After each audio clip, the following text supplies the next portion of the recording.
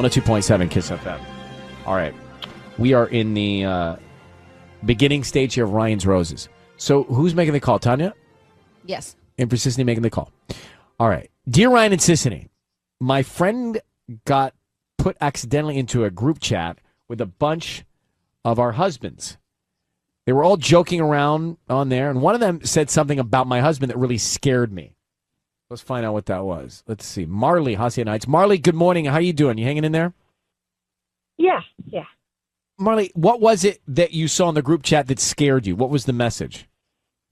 Well, my girlfriend got put accidentally into this group chat with a bunch of our husbands, and they were all joking around on there. And one of them said that they needed a side piece like my husband has. Oh. So a side piece screenshotted like your husband. Yikes. Okay. So she screenshotted it and sent it to you? Yeah, exactly. And it did get me thinking. He does work long hours. He golfs a lot. He travels quite a bit. So Golf. I mean, it's not impossible. Okay. Well, I mean, you don't need more than that to stir you up. A screenshot of somebody, they didn't know you were going to see it, casually saying a side piece like your husband's side piece. You don't need much more than that to get you, I get it, to get you fired up. So post it down about golf. We'll come back to it. Let's get through Ryan's Roses first. Tony said, golf. I guess the culprit to all infidelity. Golf. All right. Marley's on the line. So Marley married 5 years. She got a screenshot sent to her from somebody in a group chat that said they want a side piece like Marley's husband has, indicating that Marley's husband has a side piece. Do we know the name of the side piece? I actually know. Okay. That's all I got. All right. So, Marley, here's what we're going to do. Tanya's going to call your husband. Be very quiet. We want to find out who he sends the roses to and what he puts on the card, okay? Okay. All right. Here we go. Good luck.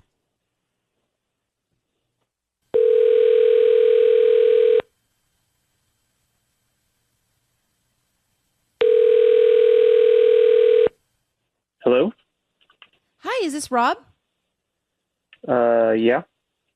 Hi, Rob. My name is Tiffany. I'm calling from a new flower shop. We're called Tulips, etc. Right here. We're new in town on Halliburton Road. And I just really want to get the word out about my new shop. And so I wanted to send you a free dozen roses to send to whoever you wanted today. And I'll get them out by 1 p.m. Wow, that's actually really good timing. Yeah, I'll do that. I'd love to hear that. That's so great. Okay, thank you so much. We can just start with the name of who you want to send them to. You can send them to Megan, Megan. Megan. Perfect. And do you have a note that you want to put on the card? Yeah, just happy anniversary, love, Rob. Rob. Who's Megan? Rob, your voice is being broadcast on the radio. I need you to know that. I have your wife, Marley, on the line, and she just asked you, who is Megan? Who is Megan, Rob? My name is Ryan. You're on the radio. Just know that. Who is Megan? Who's Megan? She's somebody that I know. And what anniversary is she celebrating, Rob? Look, 2 Which years. anniversary? 2 years. 2 years. 2 years. 2 years of what? Oh, so that's just like right after Tyler was born.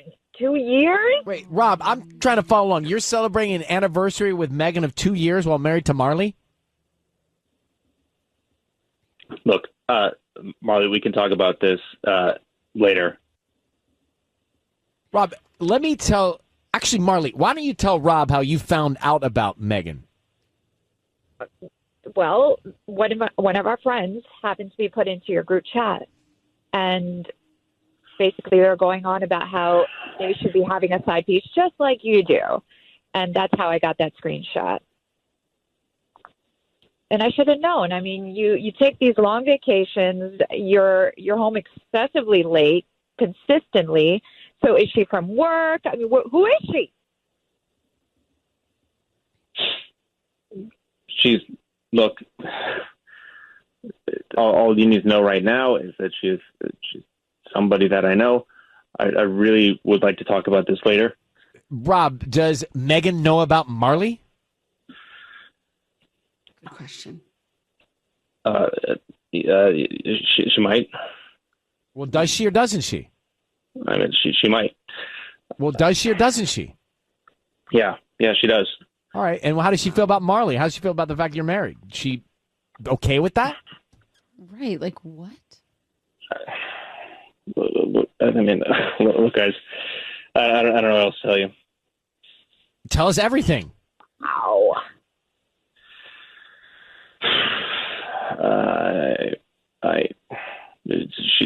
She knows about Marley. Does she know about Tyler? Does she know you're a dad? Does she know that she's breaking our home, basically? Like, she really doesn't care. Wow.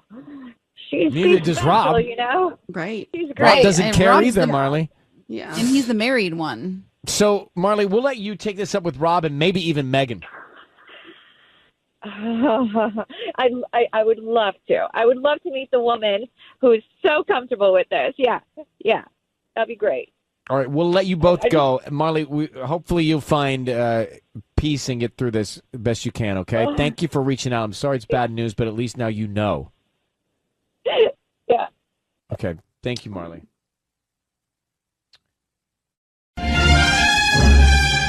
It's time for Ryan's Roses.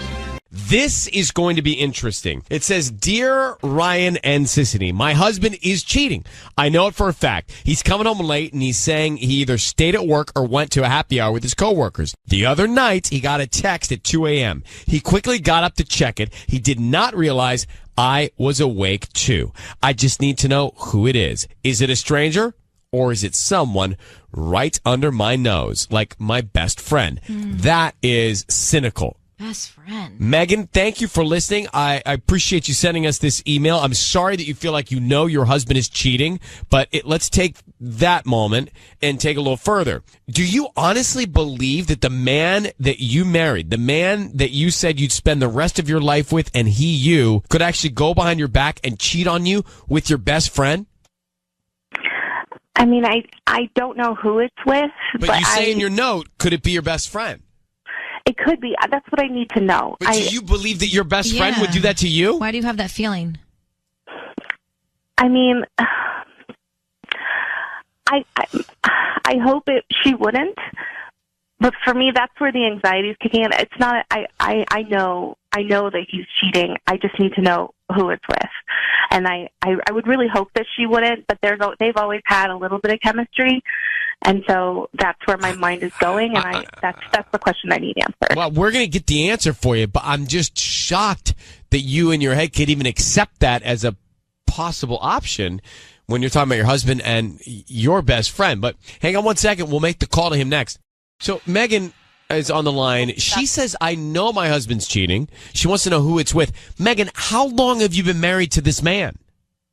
About 8 years.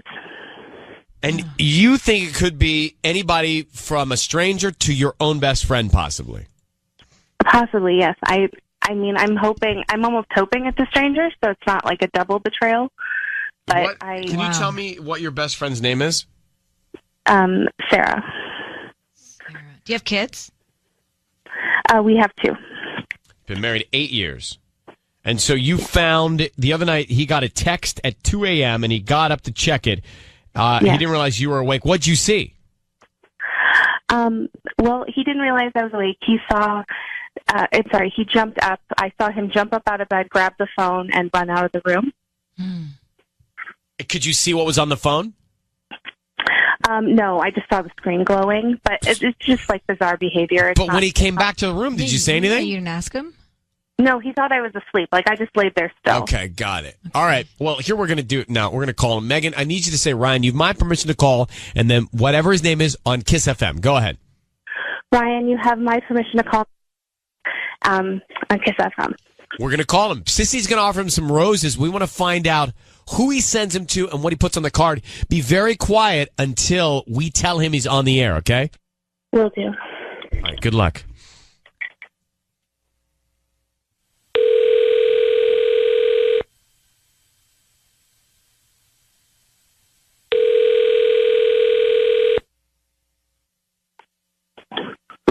Hi, I'm looking for Nick.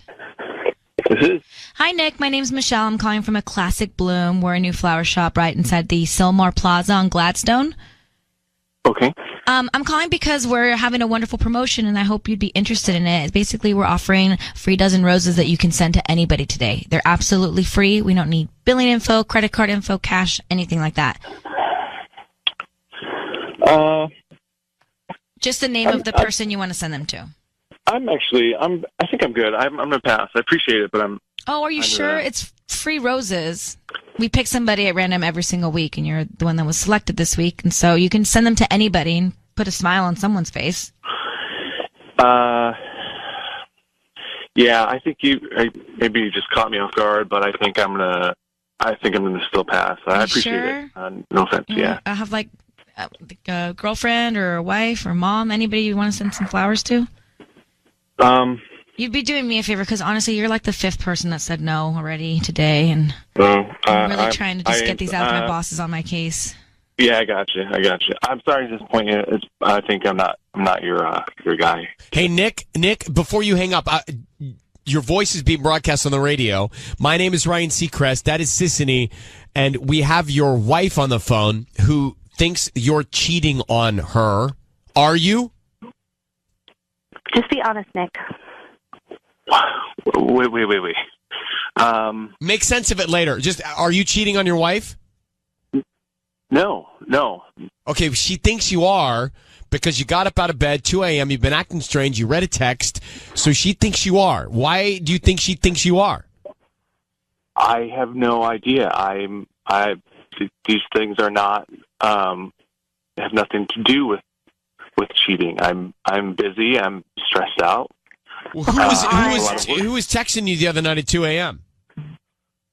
It was actually a coworker of mine, and we've got some big project coming up. So 2 a.m. Billy, this is yes. Look, that was I wouldn't have normally responded, but I happened to be awake because I was having a hard time sleeping. So why not? Who cares? This is ridiculous. I've given you no reason to feel this way. That's not true. We never talk anymore. We're like never alone together. We like watch TV side by side and don't communicate whatsoever. Like that's the extent of the amount of time we spend together. You're getting random texts at 2 a.m. and jumping out of bed for them. You are giving me reasons to suspect this. Okay, well, agree to disagree, I guess. Well, I will say that, your wife, Megan, she does believe you're cheating. I will say that Sissany, she thinks you're cheating. I will say... Well, I don't know, actually. Well, I can tell by the look on your face that you don't believe him. I'm asking another. Patty, she's listening. She thinks you're cheating. Tanya, she thinks you're cheating. So, Nick, come on. What's going on? Why do all of them think you're cheating? I have no idea. Why? Well, it sounds like they think it sounds like you are. Who is this coworker? Is she male, female? Has your wife met them? I have male and female coworkers. You know what? I'm going to tell you what this is.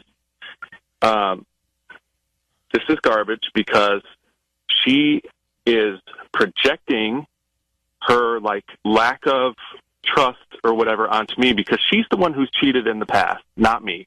So she's the one, if anything, who we should be suspicious of. Megan, is that true? Now. Megan? Okay. Is that true? I can't believe you're throwing that in my face. Yes, it was before we got married, and that is why I know the signs to look for, and I completely learned my lesson. Well, wait a minute. Hold on for a second. Are you just insecure that he might retaliate because you did it to him? I mean, no, and not 8 years later. I'm not going to say I never felt that way, but we dealt with it. We went to therapy. It was all before we got married. But Nick, did you ever forgive her for that? Nick, did you honestly forgive her for that? Honestly, I think I forgave her. I did forgive her. You don't forget that. I don't know what to say. You don't forget that. And then when all of a sudden she's expecting me to go above and beyond to make this sort of effort to spice up the romance this far into our relationship, it seems like just kind of unfair. And so when I feel that way, it just I guess then my mind just jumps back to I was cheated on. I was cheated on. I was cheated on. Okay. I deserve this crap. So, wow, even 8 Megan, years later? Megan, you cheated on Nick before you got married. Nick, you've got some sort of behavior that makes her think you're cheating on her. You're telling me you're not? I swear I'm not. I'm All not. right, then Megan, are you projecting? I don't know. I don't know. I feel like I know what I'm seeing because I've lived it, but I don't think I'm projecting. I'm not. I don't. My wish is not that he's cheating. Where does your best friend tie into all this, Sarah? Why'd you even think it could be her? Because they've always had a little, they've always gotten along really well. They worked together years ago, and he would always talk about how funny she is, and like lately, they've both been distant, and I don't know. Let me tell you why that's stupid, though, because Sarah's the only reason that we're still together, because she helped me realize that she convinced me that you were never going to cheat again, and that's the only reason we're still together. So, like, once again, you're taking somebody who cares about you and looking out for you, and you're in your mind, you're turning them into some kind of bad guy when they're not. Well, this is messy. Yeah. All right. Hang on, both of you. All right. Well, I don't think Nick's cheating now. I don't think so either. But I mean, look, she maybe did something before they got married. So we don't know that she's done anything wrong either, really. But it sounds like he hasn't really forgiven her for that. And Megan sounds like she doesn't give... You know what? Megan hasn't forgiven herself for cheating, which is why she's acting like this. And he, too, hasn't forgiven her either. They shouldn't have gotten married. They shouldn't have gotten married. Wow. They shouldn't have gotten married. In 8 years, 2 kids, all of this just still festering. It's still resentment. It's still... They shouldn't have gotten married. All right, Ryan's Roses. I see you. Megan certain that her husband Nick cheating, and there's so much more that just happened. I really think if you missed the Ryan's Roses, so I wonder if we're not tricked like this more often. She calls or writes to us, and then we call her, Megan, and she says, "Hey, my husband is cheating. I know for fact." So we call him. He hems. He haws. He haws, he hems. He doesn't want to send the roses to anybody. And then we explain, hey, your wife wants us to call because she knows you're cheating. And he says, well, why don't you ask her about her cheating? So she cheated before they got married. And he said that she's projecting that he's not cheating. And I start to think as the call went on, I don't think he's cheating. I think he resents his wife for cheating before they got married, and I think that she hasn't forgiven herself for cheating, and others are saying she actually wants to cheat again, so she's throwing out a smokescreen. That's crazy. Beth, how are you, Mission Viejo? I'm doing well, Ryan. How are you? Well, my right shoulder has a little inflammation. Other than that, I'm good. Ryan, don't hurt yourself. Don't hurt yourself. All right. Thank you for checking. What did you think of this, Roses? Because I'm starting to think he's not cheating and she is, and he resents it, and she has not forgiven herself for doing it. Ryan, he's totally cheating, and you let him off the hook way too easy. How can you say that? There are a couple questions you should ask them. Number one, are you willing to show your wife the text that you got 2 in the morning? Because that obviously looks bad. It does look bad. That is not good. Number 2, you say that for the past 8 years, because she cheated on you, that you have been unable to be a good husband. But she's noticed recent changes in behavior. So sometimes the simplest explanation is the right one. He's cheating, and you're normally a better detective than that. But we love you anyway. All right. Well, I'm sore. Well, he's a hurt shoulder, so... Yeah, you're only getting one shoulder. You weren't on your A game. It's okay. Yeah, it's not his A game right now. I still love you. It's not my A game, Sissany. It's just I have a hurt shoulder. All right. Well, thank you for calling. Off. I'm not off. I'm trying to... We're not playing boxing. We're playing DJ. I'm trying to help you out right now. How is that helping? By saying that your shoulder hurts, so all of your focus is on the pain that you're experiencing there, you weren't able to detect and ask all these great questions like you usually do. You didn't say all that. You said you're not on your A game. I'm done. Jeez. Nell, to the rescue. Nell in Los Angeles, go ahead. You're on with us. Hi, good morning. Good morning, Nell. Go ahead. So I've been listening to you guys for a really long time, and one thing I've noticed, Ryan, is every time somebody calls and you guys find out that the caller actually cheated, you become really judgmental, and you almost give the significant other that you're calling like an out. Like in this case, 100% Nick's cheating. If he wasn't cheating, I mean, the first thing he'd say is, babe, let me show you the text message or the call. You can look at it. You can check it out. At this point, it's probably gone. It's probably deleted. So he wasn't quick enough to explain himself. But clearly they've had issues and they've gone to therapy. So when you start to like get judgmental, and I think this is just like, as soon as you hear, like right now you said, you know, I wonder if we're being tricked. Well, I don't think it's a trick. I think when people come out and say, yeah, I've cheated before, you become judgmental towards them and you give the caller an out, the other person. It's like, well, yeah, you're right. Why don't we talk about them cheating? And it like diverts the entire issue to now the person who's trying to get help from you as opposed to, you know, trying to figure out the truth. Well, all right. So I think you have a very good point, and I will say I am guilty of, I don't know if it's as judgmental as I think I get distracted by them saying it, and then I end up on that track. Yeah. Right. True, but I think it skips the issue at hand. And so do you... the other person an out. All right. So forgive me for that mistake, but do you think he is cheating? You say you do. I do because, you know, I'm married. My husband works late hours. I hear his phone go off on emails and texts at night, and you know, because they have long hours, they keep long hours. But when you asked him, you know, are you cheating? Why are you getting calls at 2 a.m.? All he could have said was, you know, babe, I'll show you. You can look at my phone. Like next time that happens, why don't you just ask me if you have an issue with it? That makes sense. Don't answer your question. And when you asked him, you know. Yeah, when he said, and then I think it was Tanya who asked, is it a male or a female? He said, well, I have multiple coworkers, male and female. He totally just diverted your question. Yeah, he didn't answer the question. Yeah. Well, he was trying to build his excuse and maybe his story later on. Yeah. Well, Sisney didn't do anything wrong either? Or didn't she do something wrong? I asked him if it was a female coworker. Yeah, Sisney. Yeah, there you go. So he totally skipped it. He's like, well, I have male and female coworkers, you know? So all right. Well, he took it and he ran with it. All right. I understand. I got distracted. Forgive me for that. Thank you for calling. That's okay. I like that we have this kind of relationship now. We've never met, and yet you've put me into the corner. I like it. It's good. You know, I play boxing. You guys. I listen to you guys all the time. And Tanya, you're right. It's called just box. You don't play box. Thank you. Thank you very much. Well, FYI, the guys at Everybody Fights, the name of the place, say they play boxing. George Foreman's kid was in there at the time when they said it. Okay? Thanks for calling, Mel.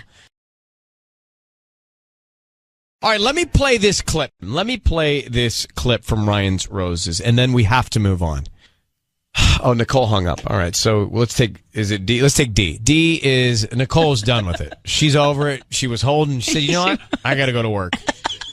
So he's been over an hour at this point. Well, look, there are a lot of things going on here. A lot of things going on. So, it's Simi Valley. We're going to take him. Guy, weighing in on this. Real short, Megan writes to us saying, I know my husband's cheating. So we get him on the phone. This is garbage because she is projecting her lack of trust or whatever onto me because she's the one who's cheated in the past, not me. So she's the one, if anything, who we should be suspicious of. Megan, is that true? Now. Megan, okay. Is that true? I can't believe you're throwing that in my face. Yes, it was before we got married. So now, when it happened, I thought, oh, gosh, well, all right, he's not cheating. She did it, and that's what this is all about. But she did it almost a decade ago. For him to bring it up? Well, he still resents it. Yeah. He hasn't forgiven her, Sissany. Yeah, clearly. And I don't know that I could. That's on him, though. He decided to marry her after that. So he did. Now, she's got trouble, too, because I don't think she's let it go. She hasn't forgiven herself. She hasn't moved on either. It's kind of where we were. And a lot of us are calling, saying, he's cheating. And I'm saying, I don't know if I can say that. Hello, is it D or D's? D's. First name? Ed. Check it. I know another one. All right, Simi Valley. Definitely not Rick, no relation. Okay, well, last name though. That's close. Go ahead. Yeah. So when I was young, and I was engaged to my wife, I made some mistakes and I cheated on her. I did a stupid thing. Mm-hmm. And life is full of opportunities to make up for those mistakes. She forgave me. We got married. I'm happily married, going on my 18th year, 3 kids. Congrats. I can't say enough great things about her. But one thing that's true about anybody that's ever been cheated on is the person that did the cheating doesn't forgive themselves. And the person that got cheated on never forgets. Now, here's the thing about the person that got cheated on. They're not going to cheat because they know how destructive it feels. This guy knows exactly how it feels to be cheated on. And it's not a good feeling. It hurts. You feel betrayed by the person that you're closest to. Nobody wants that. Nobody wants to ever relive that. He's not going to cheat on her. Not even to get revenge. Interesting. I sure as hell am never going to cheat on my wife again. No way, no sir. Well, do you think? I know what it So did I have to her. two. I have 2 thoughts. One, well, a guy, he could cheat on her as revenge. Yeah, but that's not going to make him feel better. It's not going to make her feel better. And first off, a text at 2 o'clock in the morning, that's not proof that you cheated. That's proof that somebody has no courtesy. Yeah, that's true. Or they're in a different time zone. How about that one? That's true. Like when I'm in New York, I send the whole staff here emails. Man, they're coming in 1, 2, 3, 4 in the morning They for really them, are. Yeah. but not for me. For me, it's 5 in the morning my time. You need sleep, Ryan. That's the truth. Sleep. What? How do you spell that? I don't even know what it is. For the busiest man in the world, I don't know. And the other thing I want to ask you is, do you think your marriage is better because you cheated? I think my marriage is better because I'm honest with my wife. And you learned. Because I spend the time to talk to her and listen to her and care for her. And what he said, where he went wrong, in my opinion, is when she wants me to spice up the marriage, all I think of is her cheating. He needs to get over it. He needs to take a deep breath and forgive her and let it go. Because if you hold on to it and it festers, you're just going to resent her for the rest of your life. Their marriage isn't going to last. It's going to fall apart. The other part of it is she needs to get over it. Right. Well, look at Dee's in Simi Valley. I know. Dee's Sleaze right there. I love it. Well, thank you, my brother, for calling. You take care, okay? No problem. Bye-bye. All right, bye-bye. I feel like he sounds like a good guy. And he knows what he's talking about. Isn't it amazing? Isn't it funny how we think we can judge someone in 45 seconds just by hearing their voice over the phone? Like, he did cheat, so not great. But I feel like he learned, and he seems like a genuine guy. Yeah, 18 years married, 3 kids. Right. So we completely think that we're his best friend after talking to him for 1 minute. All right. Are we lonely? When you say we. Like me, you, Tanya. Is that why? I'm Is that why we think that? I'm Because we're so good. lonely. We're like, he's our best friend now. I'm good. Susan, you're good. Tanya? I'm good, too. She's good. Get good. All right. So, is he cheating or not? I don't know because he wasn't so aggressive. I mean, compared to the Ryan Roses guy from Monday, like this guy was a treat, I felt. And Candy, are you there, Candy? I am. What do you think Megan should do? I think she should look at her phone bill. And see who he's talking to at 2 a.m. At 2 Or a.m., texting. absolutely. Well, that might be the best Or way the to text find. message at that point. Yeah, that might be the best. So do you think, from what you heard just now, did you think he's cheating? I'm leaning towards yes. I'm still undecided. Okay, all right. Well, we've got. Well, thanks for calling. A lot of people are undecided on that one. It's time for Ryan's Roses. If something is going wrong in your relationship and you can't quite get to the bottom of it, send us the story and we will try and get some answers for you and give you some peace of mind. Here we go. This one says, Dear Ryan and Sissany, from Cerritos, it's Alma. My fiance and I are spending Christmas apart because it's our last one to do it with our families. Because we're getting married and so. So this was his idea. Recently, I found a really nice and romantic gift in his closet. I said nothing and figured I'd wait for the time that we exchanged gifts and act surprised because she thought it'd be for her. The problem is that time came, that time went. We exchanged gifts a couple days ago, and yesterday he left for home. I considered maybe he decided to leave it and surprise me. It was gone. He took the gift with him. So who was the gift for? Let's get Alma on the line. Alma, this is unsettling news. Is there any chance it's not yet Christmas? Is there any chance he's re-hidden it because he thought maybe you found it and he's going to give it to you on Christmas? That's what I thought, Ryan. That's what I thought. But, what happened was I saw it. It was in his closet, and he was going to San Francisco to be with his family. And we were, of course, going to spend the first, Christmas apart. And it was a really, really nice romantic gift, okay? It's the kind of gift that you just don't give to anybody but your loved one. And that's what was it? Point.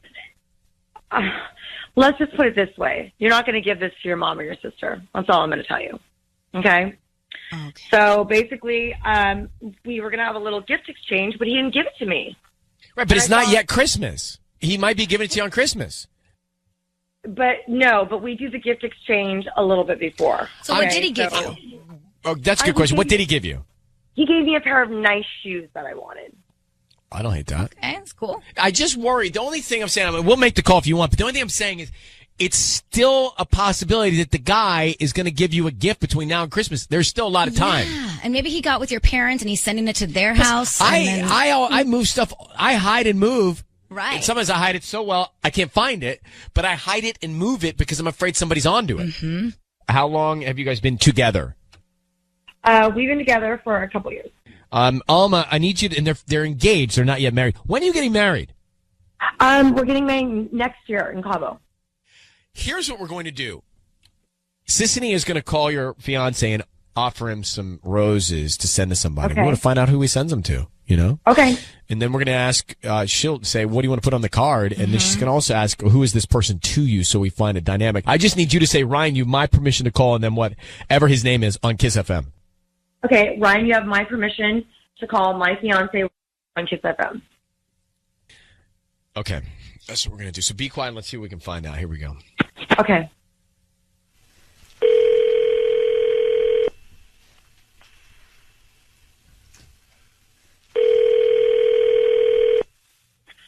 Hello? Hi, is Roger there?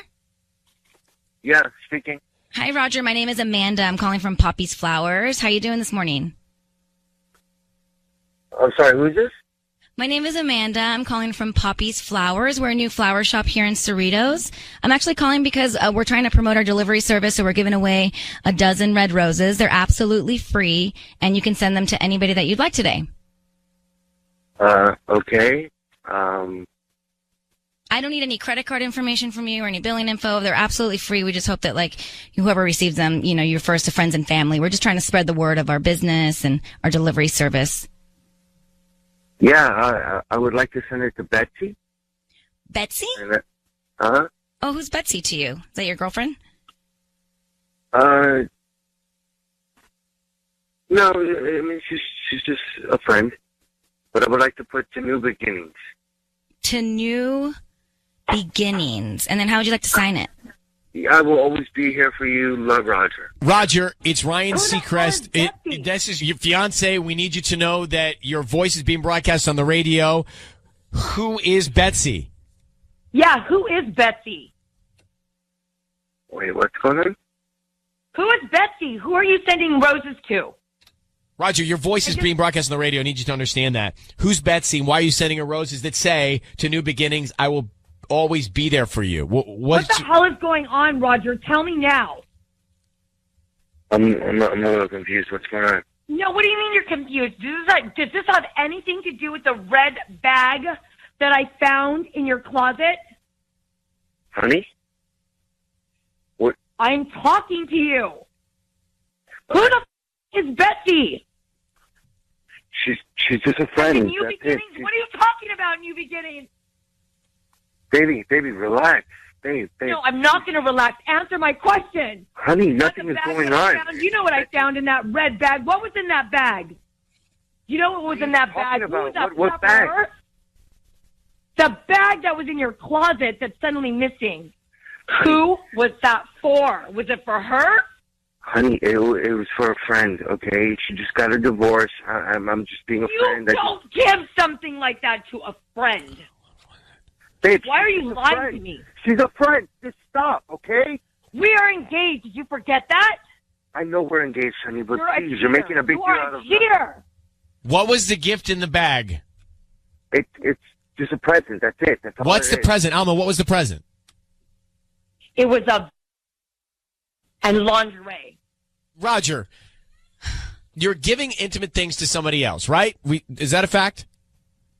Your friend? Yes. Okay. And you just sent roses to Betsy, and to new beginnings, and you'll always be there for her. So it's safe to say you sent the gift to Betsy and you sent the roses to Betsy. Are you cheating on your fiance with Betsy? No, I'm not. You know what? I'm really upset.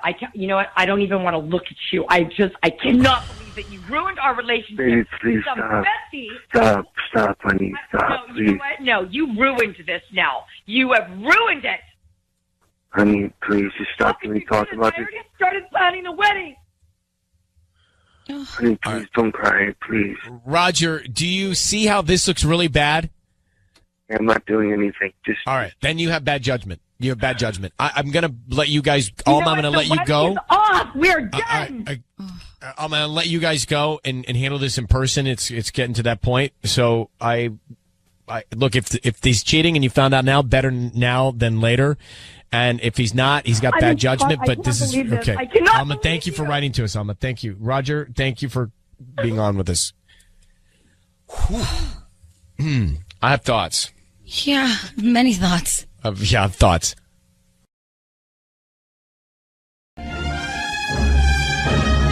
All right, it's time for Ryan's Roses, a public service here.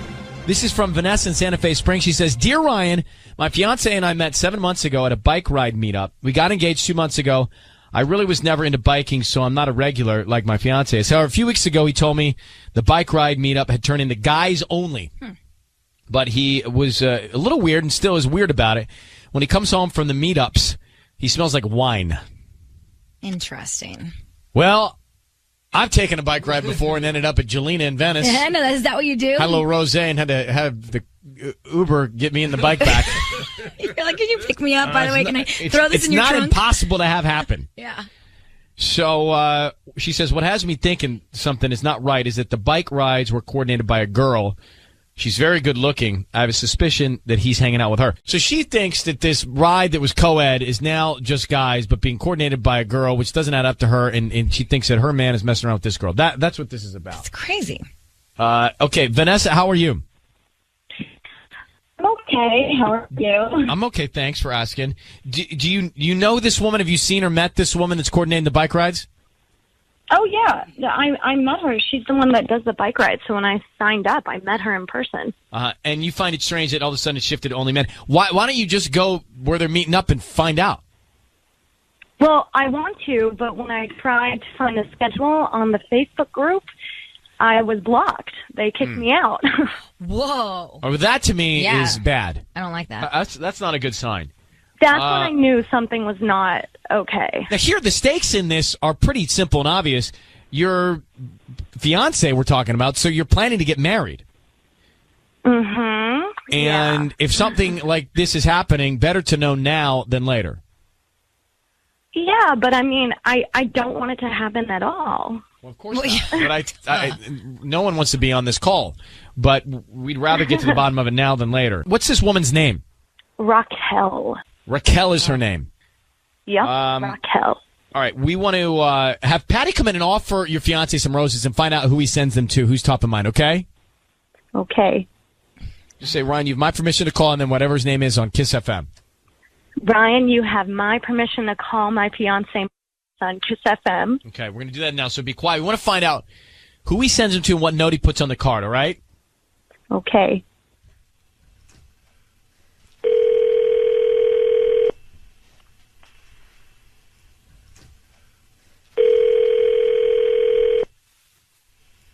Hello? Hi, may I speak to Marcus?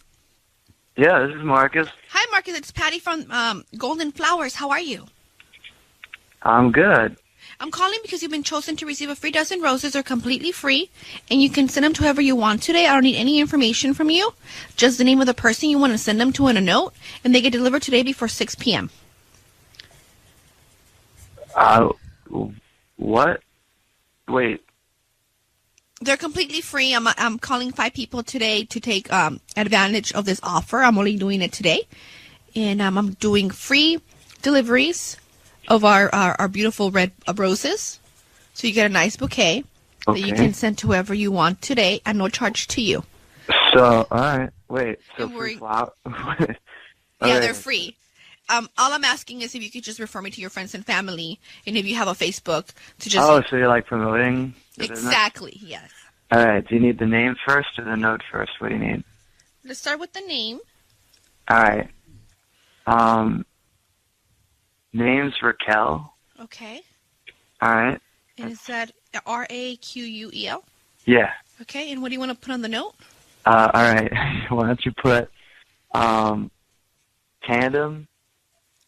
and then ... So 3 dots and random. And I put like an exclamation point at the end. Okay. She'll get that. Marcus, it's Ryan Seacrest and Sissany on Kiss FM. I need you to know your voice is being broadcast on the radio. We have your fiance Vanessa on the phone. Tandem and random. Yeah. What is going on with you and Raquel as an engaged man? Tandem and random, and flowers going to her. Hey, what's happening? I'm not engaged. I'm not engaged.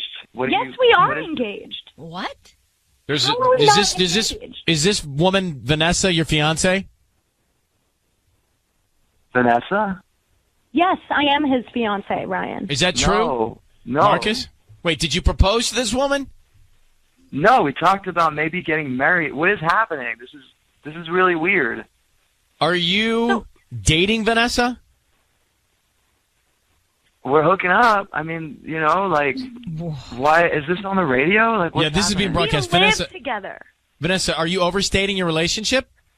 No. Yeah, why don't you say the truth? Do you have a ring? Look, you put me on the radio. Why don't you say the truth? That is the truth. I needed help with rent, so I moved in with her, and then we were all like hooking up and talking about, hey, we get along. Maybe one day we'll get married, but I didn't propose. I didn't say anything. Well, she told me that you guys have been engaged for 2 months, that you met 7 months ago, and she thinks you're cheating on her. Well, I don't know what to say to that. So that's not true, Vanessa. What's such guy? Yeah, I need what someone is to tell me what the happening truth there? is here. That is the truth. We got engaged 2 months Did he propose to you? I mean, he didn't ask me to marry him, but he. Thank you. Vanessa. That's not Embarrass me on engaged. the radio. Why are you trying to embarrass me on the radio? Are you dating, not. Marcus? Is her impression that you're just dating her? Yeah. We're not even dating. I mean, we've only known each other like 7 months, and I just moved in. She knew. We're living You together. knew. How are we not? How? I had trouble paying rent. You knew that. So And, one like, we were just conversation hooking about up. it, a conversation about it, Vanessa, made you think that you're engaged? Well, how would I not think that we're getting married? Have you told your family that you're engaged or your friends? Like, is it a known thing? I mean, I told everyone I know. Every time I meet someone, I always say that I'm engaged. Okay. Well, that's So- on you. I mean, I don't. Why? First Why would of This you is all, talk weird. about Why it? are you embarrassing me like this? Second of all, like, Marcus, what's going on with you and Raquel while we're at it? well, it's none of her business. But it's I'm curious. Yeah, I want to know. like this is a girl. I really like her, and like we met doing this bike club thing, and like it's All good. right. So And it's got nothing to do with Vanessa. So, Vanessa, And, I think Vanessa, it's kind of like just because we're living together doesn't mean like it's just it doesn't mean we're engaged. So you moved in to help with rent. You hooked up, but there's no relationship. There's no romantic relationship here, Marcus? There's hooking up. You guys I don't know what to you don't say. go out on dates. You haven't met Yeah, each other's we parents. hang out. Same bed every night. How is that not? How is that not a relationship? Well, relationship or engagement? Yeah, Well, exactly. I thought we were engaged. We talked about All right, so it. So why? I think lack of clear communication seems to be a real problem in this dynamic. Mm-hmm. So, Yeah. Vanessa, you need to understand where you are in this relationship. Marcus, you need to understand what she thinks or expects from you and be clear, especially if you guys are in the same bed, because this is going to be weird tonight. It really is. Yeah, I don't know if I'm gonna come home. Well, I don't that's want up. you to. All right, I'm going to let you guys fight about your roommateship off the air. Good luck to you both. That's a first. I think so. I mean, the fact that guy can pedal.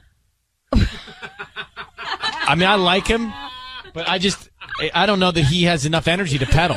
I know. He sounds so relaxed that I'm not quite sure. Yeah. Oh my gosh. Wait, I feel bad for both of them. Well, here's the issue. Cuckoo. When you're she might be a little cuckoo clock. Yeah. Right? When you're in a relationship and you assume you're engaged? Yeah, she's like, well, I think so. It's like, well, no. we've talked about it. No, I told all my friends. I'm feeling bad about myself that I might side with Marcus here.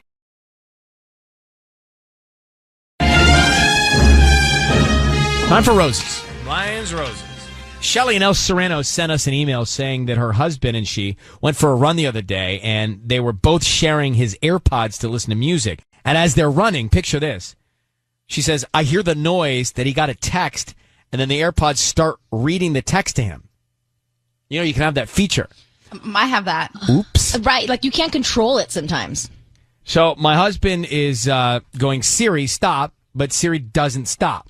And the message was something like, hey, baby, wow. No. That was interesting last night. Never tried that before. Call when you can. OMG. Yeah, now that could be about a casserole, right? Hey, I've never had that casserole before. Wow, that was amazing. And it could have been a group chat, because when our morning show group chat thing reads off, it's just like the weirdest stuff in my headphones. But that, you know, technology is it's so advanced that can happen. And Shelly, so is it the voice of Siri you hear? Yeah, it's like Siri's reading the text as it comes in. Okay. Mm-hmm. So it's not all right, so it's the voice of Siri. Well, what did he say after that? Like, well, because I was like, well, why did you tell Siri to stop reading it? Like, he was like, no, I just didn't want the music to stop because we were, you know, like working out together, and we were both, you know, just doing it, you know, together. Well, I mean, look, so I didn't want to interrupt the work. Unless they're talking about some sort of food or something. And how do you know it's? I guess because he says baby in the text message. Yeah, I would say, how do you know it's not a buddy? No, it wasn't. It wasn't a buddy. If you heard it, you would feel the same way. Did he act weird afterwards? Like, did you say, like, who was that? Yeah, I was like, what was that? And he was like, oh, just a wrong number. Oh, that was weird, huh? Like, I've never gotten a text like that before. Wrong number. And I was like, okay. All right, well, let's do this. Let's put you on hold, and we will call him next here at call to Shelly's husband in El Sereno. Her husband, this is crazy. They were on a run. She had his AirPods in, and Siri read a text message that said, while she was listening, that said, hey, baby, wow, that was interesting last night. Never tried that before. Call me when you can. And then he started acting strange. So who sent that text message? You didn't get to read the message. You only heard it, right? Right. I only heard it. Okay. Listen, we are calling your husband now. Be very quiet until we tell him he's on the air. Do me a favor. Just say, Ryan, you have my permission to call, and then his name on Kiss FM. Okay. Ryan, you have my permission, Shelly, to call on Kiss FM. Okay. You got it. Be very quiet. Here we go.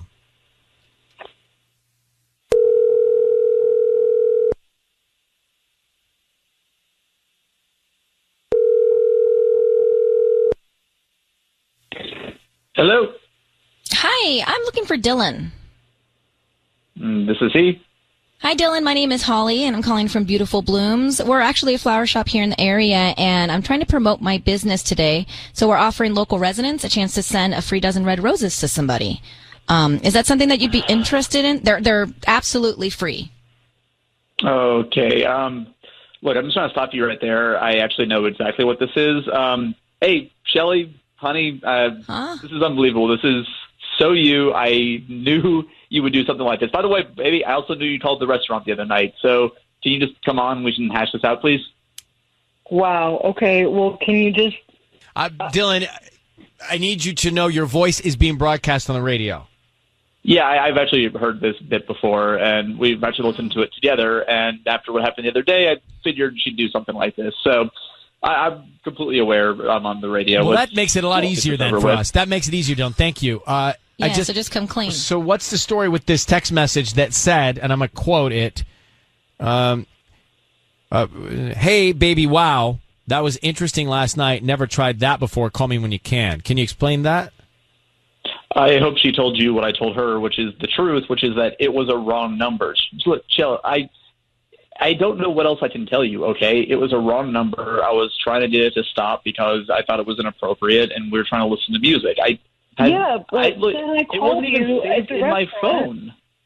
but I called you at the restaurant, and I called to talk to you that you leave at 11, and they said you had left at 10. And where did you go for that hour? Yeah. Yeah, it's because about once a week or so, I try to grab a bunch of deliveries at the end of the night just because our driver's always so slammed. I want to give them a chance to go home earlier. Babe, also, you can't call my work over these suspicions. It's trying to look bad on me, and I need this job. You know that, especially in this whole situation. I'm sorry. I told you it was I told you what happened. I know. If you don't believe me, I don't know what else I can. So do you believe him, Shelley, or not?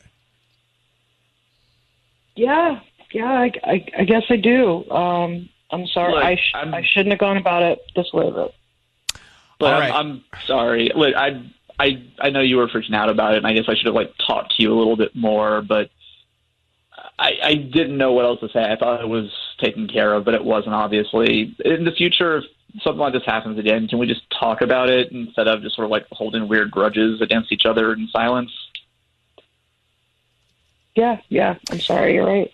That's all right. Dylan, Shelley, thank you for sorting this out here. Dylan, thank you for listening to us, that you made it very easy, this Ryan's Roses call. Shelley, thank you for reaching out, and good luck to you both. Thank you. Yeah. Okay, bye-bye. Well, seems like they're on the same page now. Listen, If everybody just listened to Ryan's Roses, this would be much easier. Well, that helped us cut right to the chase. Shelley calls us. I'm going to put these calls on. And Shelley calls us and says that her husband, Dylan, has been running and sharing AirPods, those are the headphones, so they can listen to music. Well, anyway, he got a text that Siri, I don't know how this works. Siri apparently read the text while they were running, and they were his AirPods, and she heard a message that was, hey, last night was interesting. Never tried that before. Mm-hmm. They were sharing the AirPods. So he had one in his ear, and she had one in her ear. I can't do that. I have to have both in my ear. It's too hard. Aww. Yeah, so he said it was the wrong number. So we called him, and he knew immediately it was us. Turns out she had called his work looking for him, and he wasn't there. But here's what he said. A little sketchy, though, but a lot of opinion on it. So listen, here's what he said, and I'm going to take these live calls. But I called you at the restaurant, and I called to talk to you that you leave at 11, and they said you had left at 10. And where did you go for that hour? Yeah, it's because about once a week or so, I try to grab a bunch of deliveries at the end of the night just because our driver's always so slammed. I want to give them a chance to go home earlier. Babe, also, you can't call my work over these suspicions. It's trying to look bad on me, and I need this job. You know that, especially in this whole situation. So she seemed to believe him. I kind of believed him, but America didn't. And Sean is in Corona. Sean? Hey, what's going on, Ryan? Good morning, guys. How are you, Sean? So tell me, what do you think? Dude's lying, man. I've had the same number for over 10 years. Never once have I had a wrong text like that. And plus, Siri, when you're listening to music, it reads the name that it's coming from. So, dude's lying. And then he's playing the guilt trip, making her feel little, and trying to switch the game on her, making her feel guilty for calling. And is that called gaslighting? Man. Mm-hmm. Gaslighting. Yeah, okay. Yep. All right, Sean. So he's lying. Sean says he's lying. All right, Christina, good morning. In Riverside. Good morning. Let's talk about it. I agree with Sean. You do? He definitely, nothing about anything he said seemed genuine. Like you said, unless he just got that number, there's no reason why anybody would accidentally text him something like that. Secondly, he said that he tried to get it off Siri to stop saying it because he knew that it was inappropriate. But, if it was an unknown person that was texting him, wouldn't he be like, what the heck is this? Instead of, trying to turn it off so that she wouldn't hear it. He was guilty from the start. Right. And then her calling his job, him saying that he could lose his job, that's another, bunch of crap. I would want to take up deliveries for the delivery driver when the delivery driver probably needs those tips. Why would that delivery driver want to go home early when all he does is live off his tips? This guy is so full of crap. I feel so bad for her.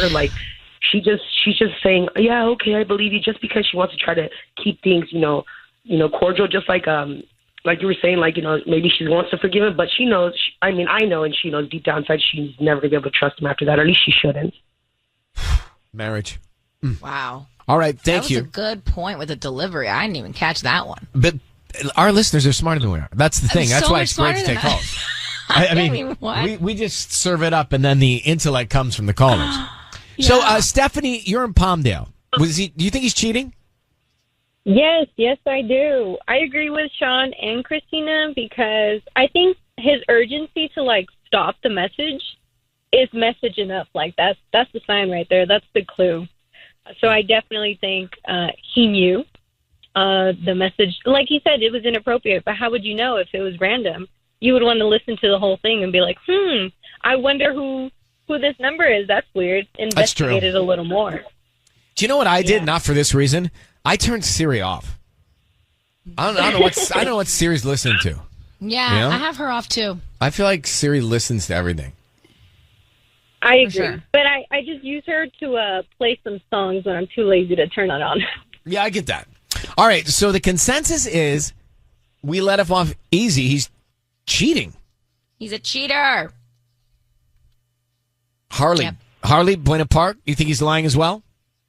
I absolutely think he's lying. If it was a wrong number, why not save the text and have them saying, oops, it's a wrong number, just to show your wife, knowing that she heard it? It's maybe I screwed it up because I gave him the benefit. So I don't know. I should've And then, been like hard on. everyone else said, yeah. he gaslighted her, made her feel bad for what she did because she didn't believe what he said. Wouldn't you be more worried about your marriage than your job? Yeah. And how long you been married? I'm not married. Me either. But You guys, don't base your life off of Ryan's roses. Well, hold on. Harley, why are you not married? Oh, there's a long list, but I just don't want to be married because there's just nowadays marriage isn't what it used to be. Like you guys were saying before you guys started taking the callers, like being married at 25 to 95, people are going to make mistakes. And nowadays, the new generation, those mistakes are things that you wouldn't normally accept in a marriage, like cheating. Right. That's not supposed to happen. But I have a theory. He's on. So I have a theory. If I am going to get married, right? Oh, here comes. This is going to be good. I mean, the fact that you're standing for this is everything. But hear me out. It's not naive. So if I do want kids, right? So that is a separate, how do I figure that out part. Uh-huh. But if I were to get married, Harley, my theory is the longer I wait, the closer I am to dying. So she would live longer than I. So less opportunity for anybody to make a mistake, right? So 65, 68, I think, that's probably the time to walk down the aisle.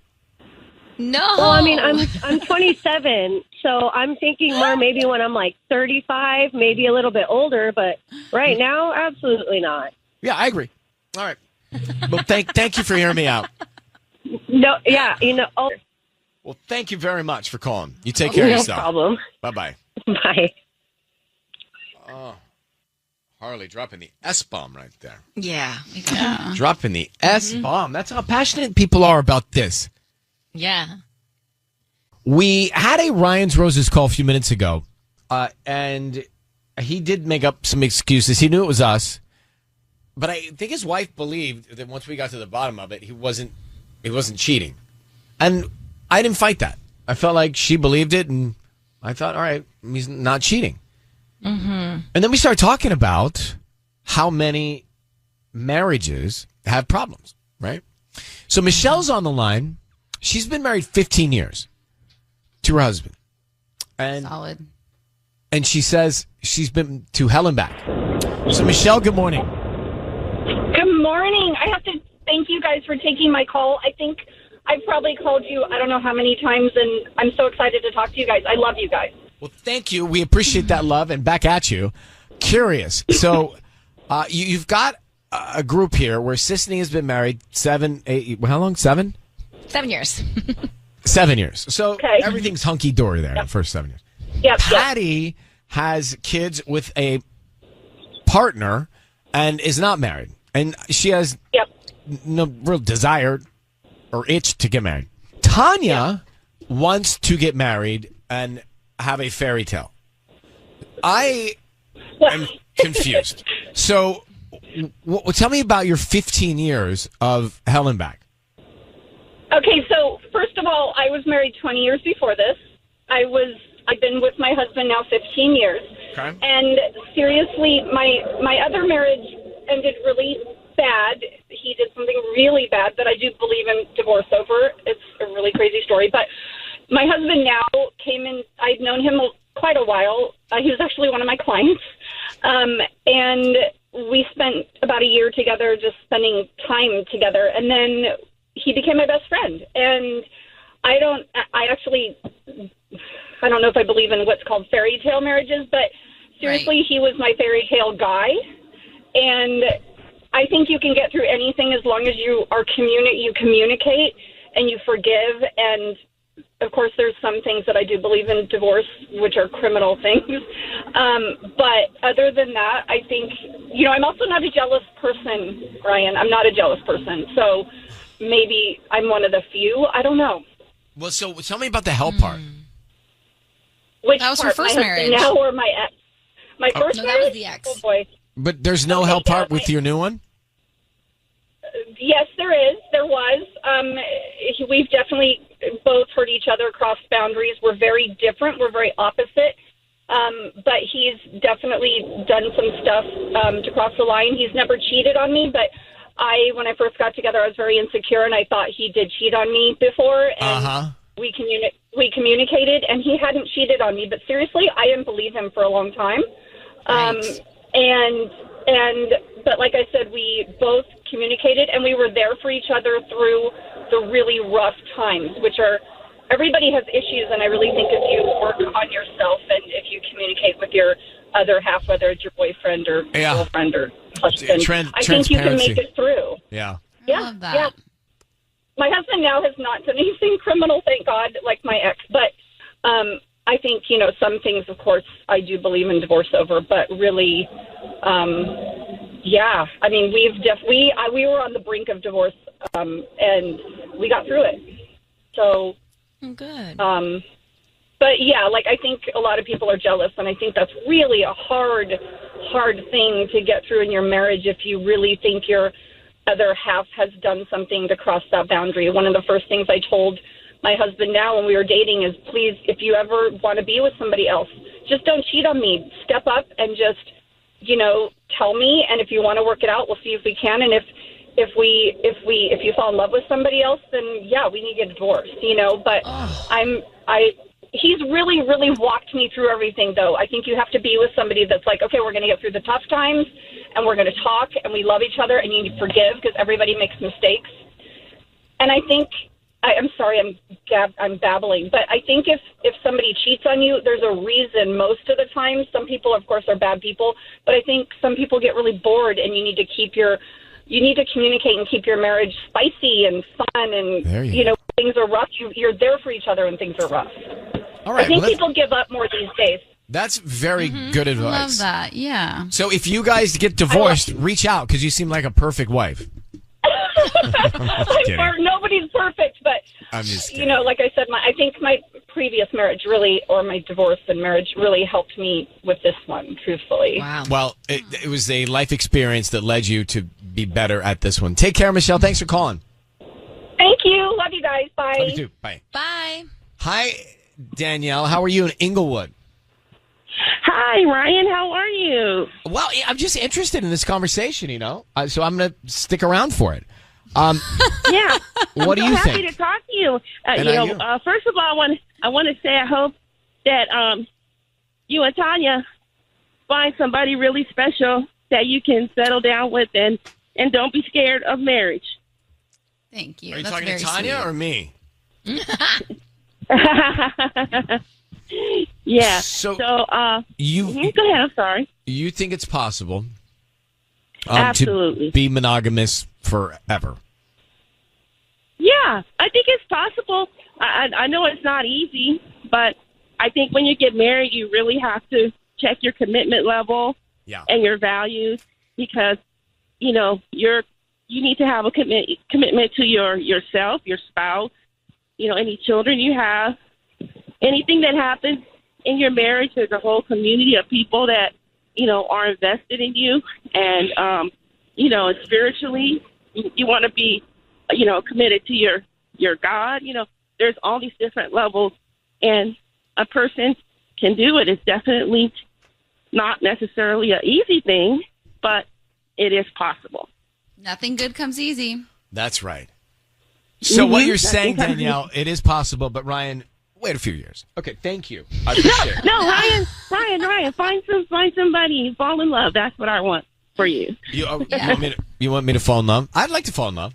Yeah, don't focus on the marriage part. Just be in the moment, be in love. Listen, I in the last probably 2 years have been open about wanting to be a dad. Like I do think after I saw my niece and saw that life, it's like, yeah, I didn't know if I wanted kids 10 years ago.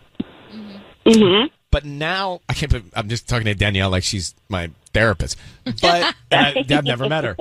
But I do see that, and I think, you know what? That's a beautiful thing, and that's a fun thing. Then the question is, with whom or how? Right. That bridge I've not crossed yet. Not yet, huh? Baby steps. But I think you'd be a great dad. You just seem like a very loving and kind person, and a child would have a ball with you. So you got to get those kids before you get old and tired. But now I know, Sissany, you would disagree. Well, I'm close to that. I think you would disagree because you balance this, the pregnancy and everything. I often think if I have kids that I would not, that I'm not so sure I would keep all of my work because I'd want to be there. You get some sort of strength when you have children. I can't describe it. Patty, but it's almost as if you miraculously get more hours in the day and you are able to power through and still work and be a parent. Maybe. But Danielle, thank you for this. I'm glad that we had this open conversation with everybody. Thank you. Thank you. Anytime you want to chat, I'm right here for you. Okay, got you. Bye. Yeah, I mean, you and Patty do it seamlessly.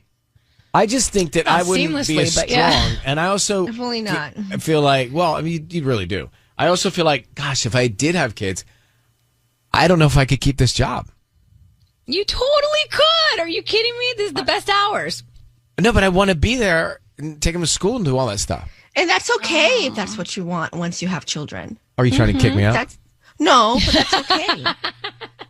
I'm just it's being a different chapter. It's funny you bring that up.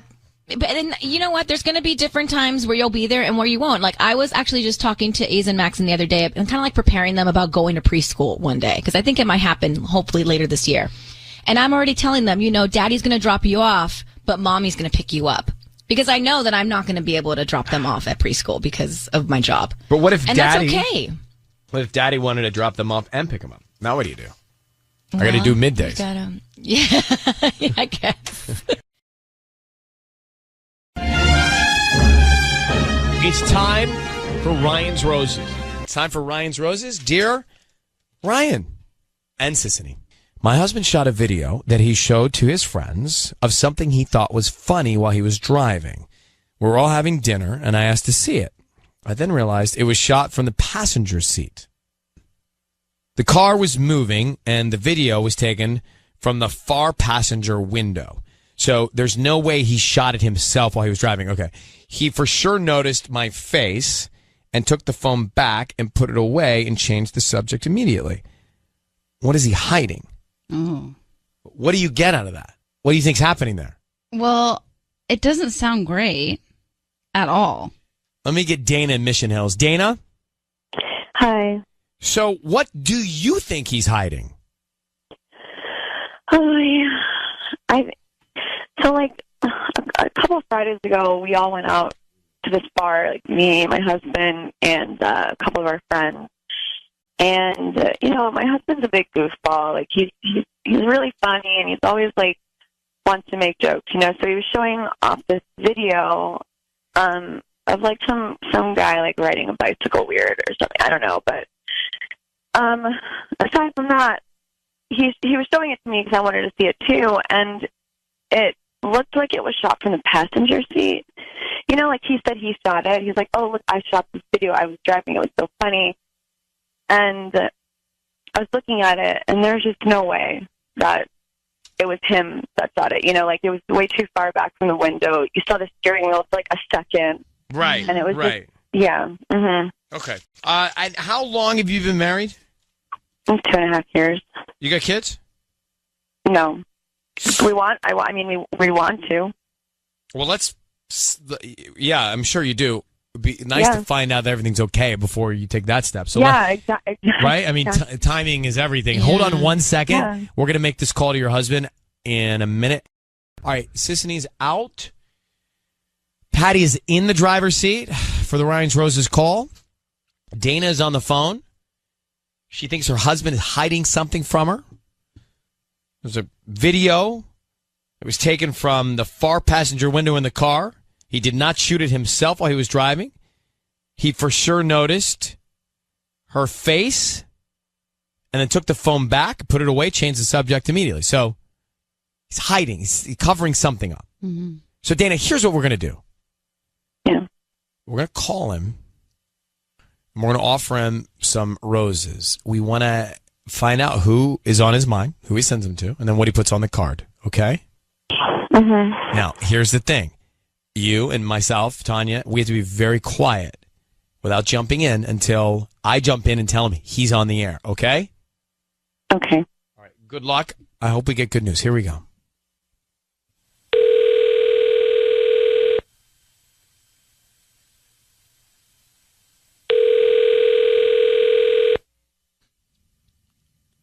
Hello? May I speak to Garrett? Yeah, this is Garrett. Hi, Garrett. My name's Claudia, calling from Pico Flowers in Mission Hills. How are you?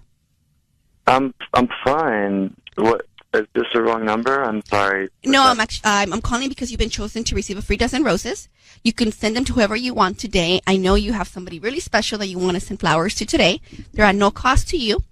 All I am asking is for you to just promote me to your friends and family. And if you're on Facebook, you can just go ahead and give me a quick like. Oh. Wait. Will that work for you today? Wait, so you're giving free flowers away? Yes, you're getting free flowers today that you can send to whoever you want today. A free dozen roses. Okay. Sure. Yeah, all right. Yeah, actually, you know what? Do you write notes on the flowers? Yes, it includes a beautiful note handwritten by me. Perfect. Which, by the way, I have great handwriting. Oh, that's great. Okay, cool. All right. Let's start with the name. Okay. Wait. Can the note say "notes are stupid"?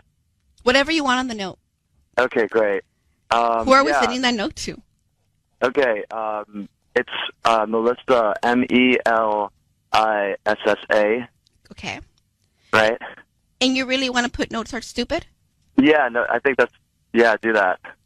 Can you write it like really pretty and big? Like that would be amazing. Why do you want to write that? I don't. The flowers are beautiful. No, I'm sure. I'm not sorry. I'm not making fun of the flowers. It's like it's a joke. It's like an inside joke. Okay. But it would be really Garrett. good. Garrett, your voice. It's Ryan Seacrest. Your voice is being broadcast on the radio. I need you to know that. I have your wife Dana on the line. It sounds like we woke you up. Did you? Who's Melissa? And why did you send roses to her? What's happening? Whoa! Who's what? Melissa? What? Oh! What? I'm sorry. What is happening right now? So what? Why did you? Who's Melissa?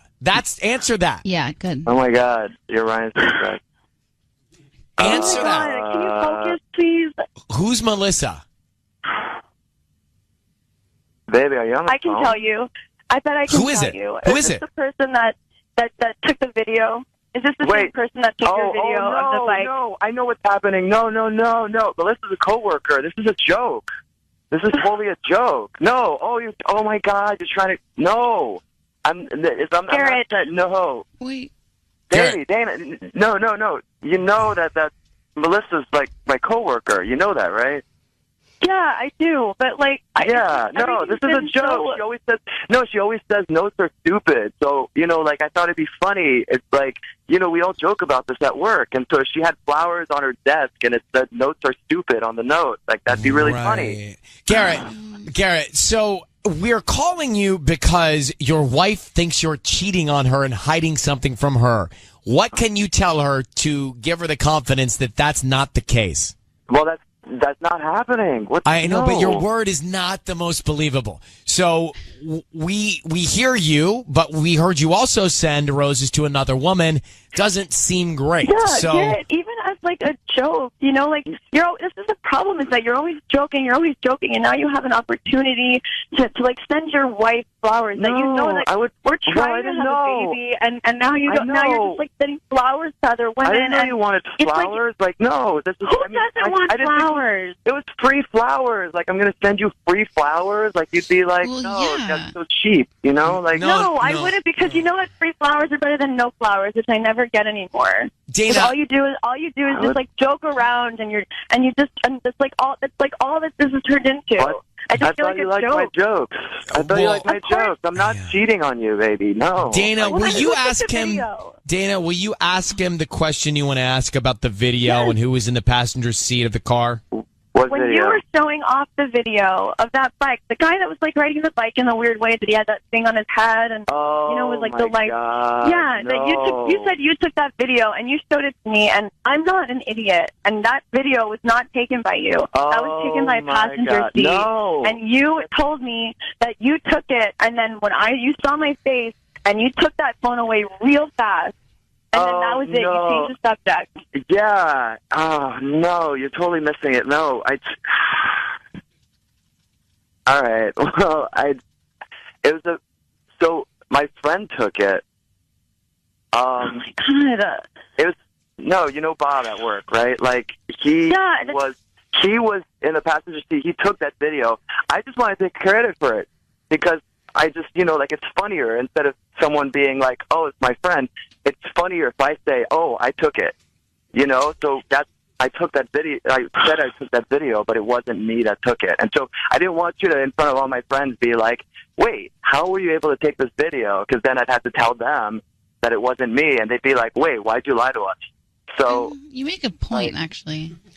Right? Yeah. I don't know that I would say that, Tanya, but Garrett, so are you cheating on your wife or not? No. Okay, so Dana, you should talk to Bob and Melissa. Yeah. All right? You know them. You know them. You know them, and drink. Yep. Yeah. Well, Garrett, sorry to interrupt. Dana, good luck. Okay? Yeah. All right. Thanks, guys. What point did he make, Tanya? Well, when he was saying when you have a video and you say like, oh, I shot this video just because it's better if it's your story, and then it's really... No, I must have fallen asleep at that point. I hated to say it, but I was like, he's making a good point right now. Did we just call him at Coachella? Yeah, I feel like he was still cousins there? with Gus or something. Patty, you were excited to make that call. Yeah, you got a little giddy. beside yourself there. A little. And you even complimented your penmanship. I mean, you're all about well, yourself. Someone has to do it. All right. I don't know how those two get through a conversation. I feel so bad for her. I feel bad for us. We just made a Ryan's Roses phone call, and he sent the roses. It was Dana and Garrett, right? Well, so we offered him the roses. He wanted to give them to a woman named Melissa. Now, the note, it confuses me. And a lot of people are asking, what did that mean? And then we're seeing hashtag notes are stupid popping up on Twitter. Yeah. So that's what he said. He said, I'm going to send the roses to this other woman, Melissa, with the note that says notes are stupid. Do you know what that means? It's an inside joke that he has with his coworker. But are there other people? Mark, are we seeing it in other places? Like it's a common thing? No, I don't think so. Okay. So we jumped on, and he told us that Melissa's a coworker, and he wanted to send them as a joke. So we asked about the video that he claimed it was taken by another coworker named Bob. This is the reason why we made the call, because his wife saw a video, and there was someone else shooting the video when he was in the car. Mm-hmm. Let me grab Gwen in Palm Desert. Gwen, good morning. Good morning, Ryan. How are you? I'm good, thank you. How are you? Good. So we're just coming off of the Ryan's Roses. You heard it? Yes. What's your view? Well, my daughter and I, she's in 7th grade. We love listening to you in the morning, and we're just on our way to drop her off, and we're sitting here listening, trying to get down to the bottom of it, and every single time you seem to jump in so quickly. Wow. It's a I don't fair know if critique. Anybody else out there felt the same way, but like we screamed when you jumped in. Really? Oh my God, Well, hold on for a second. I was looking at Patty. She gave me like the eye to go. It's true. And so maybe we didn't get enough of the story. Yes, I was hoping to get more from that note thing. She was Right. about to explain, I think. Yeah, it doesn't make any sense to me. I'll be honest with you. I get a little trigger happy sometimes. You do. Because I don't know what there's no sometimes there's no real obvious point when to jump in. And I do have to tell them at some point that they're on the radio. And I try and use my judgment to tell them that before someone else gets involved that works in an office that makes it a bad thing that we do Ryan's Roses on the air. You know what I mean? But I didn't mean for your 7th grader and you to scream at me. Yes, my 7th grader was screaming at you. Oh my God, Ryan! Well, you have to apologize for me. I wish you guys could see Ryan though before he jumps in. He looks like he's like this like animal in a cage that's just like ready to come out. It's like the cutest thing. Well, I'm ready to pounce. You are. It's like I'm waiting for just to jump in. Yeah. So, all right. Well, we will try and do better next time.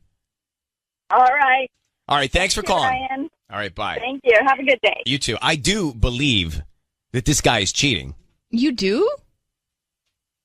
I think so. I don't. Yeah. I mean, it feels like it to me. Let me get Jade in Mid-City. Jade, what do you think? Hi, Ryan. How are you? This is Jade. Great. Thanks for asking. So, you think he's cheating too? I totally think that he's cheating. When a guy he might not be cheating, but he might have an emotional relationship with this girl. And if his wife feels that it's a possibility that he is cheating, her woman intuition is probably right. Right. So right. if he's sending her these roses, he might have a crush on her. And plus, this is his coworker. So a lot of men cheat on their women with coworkers. Right. And he just got caught. Yeah, I get the feeling he was doing that. So I thank you for calling, Jade. Thank you. Okay, bye. Bye. Some people, I'm just reading the screen. Some people are saying the guy's not cheating. He was just very naive. Yeah. But it's all trouble. We had a roses call. Dana and Garrett married. Garrett sends the roses to Melissa, his coworker. He wanted to give them to Melissa with a note that said, "Notes are stupid." So we jumped on and we said, well, "Who's Melissa?" Coworker, and he wanted to send them as a joke. He was gasping for air. Listen. No, you know Bob at work, right? Like he was in the passenger seat. He took that video. I just want to take credit for it because I just, it's funnier instead of someone being like, "Oh, it's my friend." It's funnier if I say, "Oh, I took it." So there was a video that his wife saw that she thinks was shot by another woman in his car.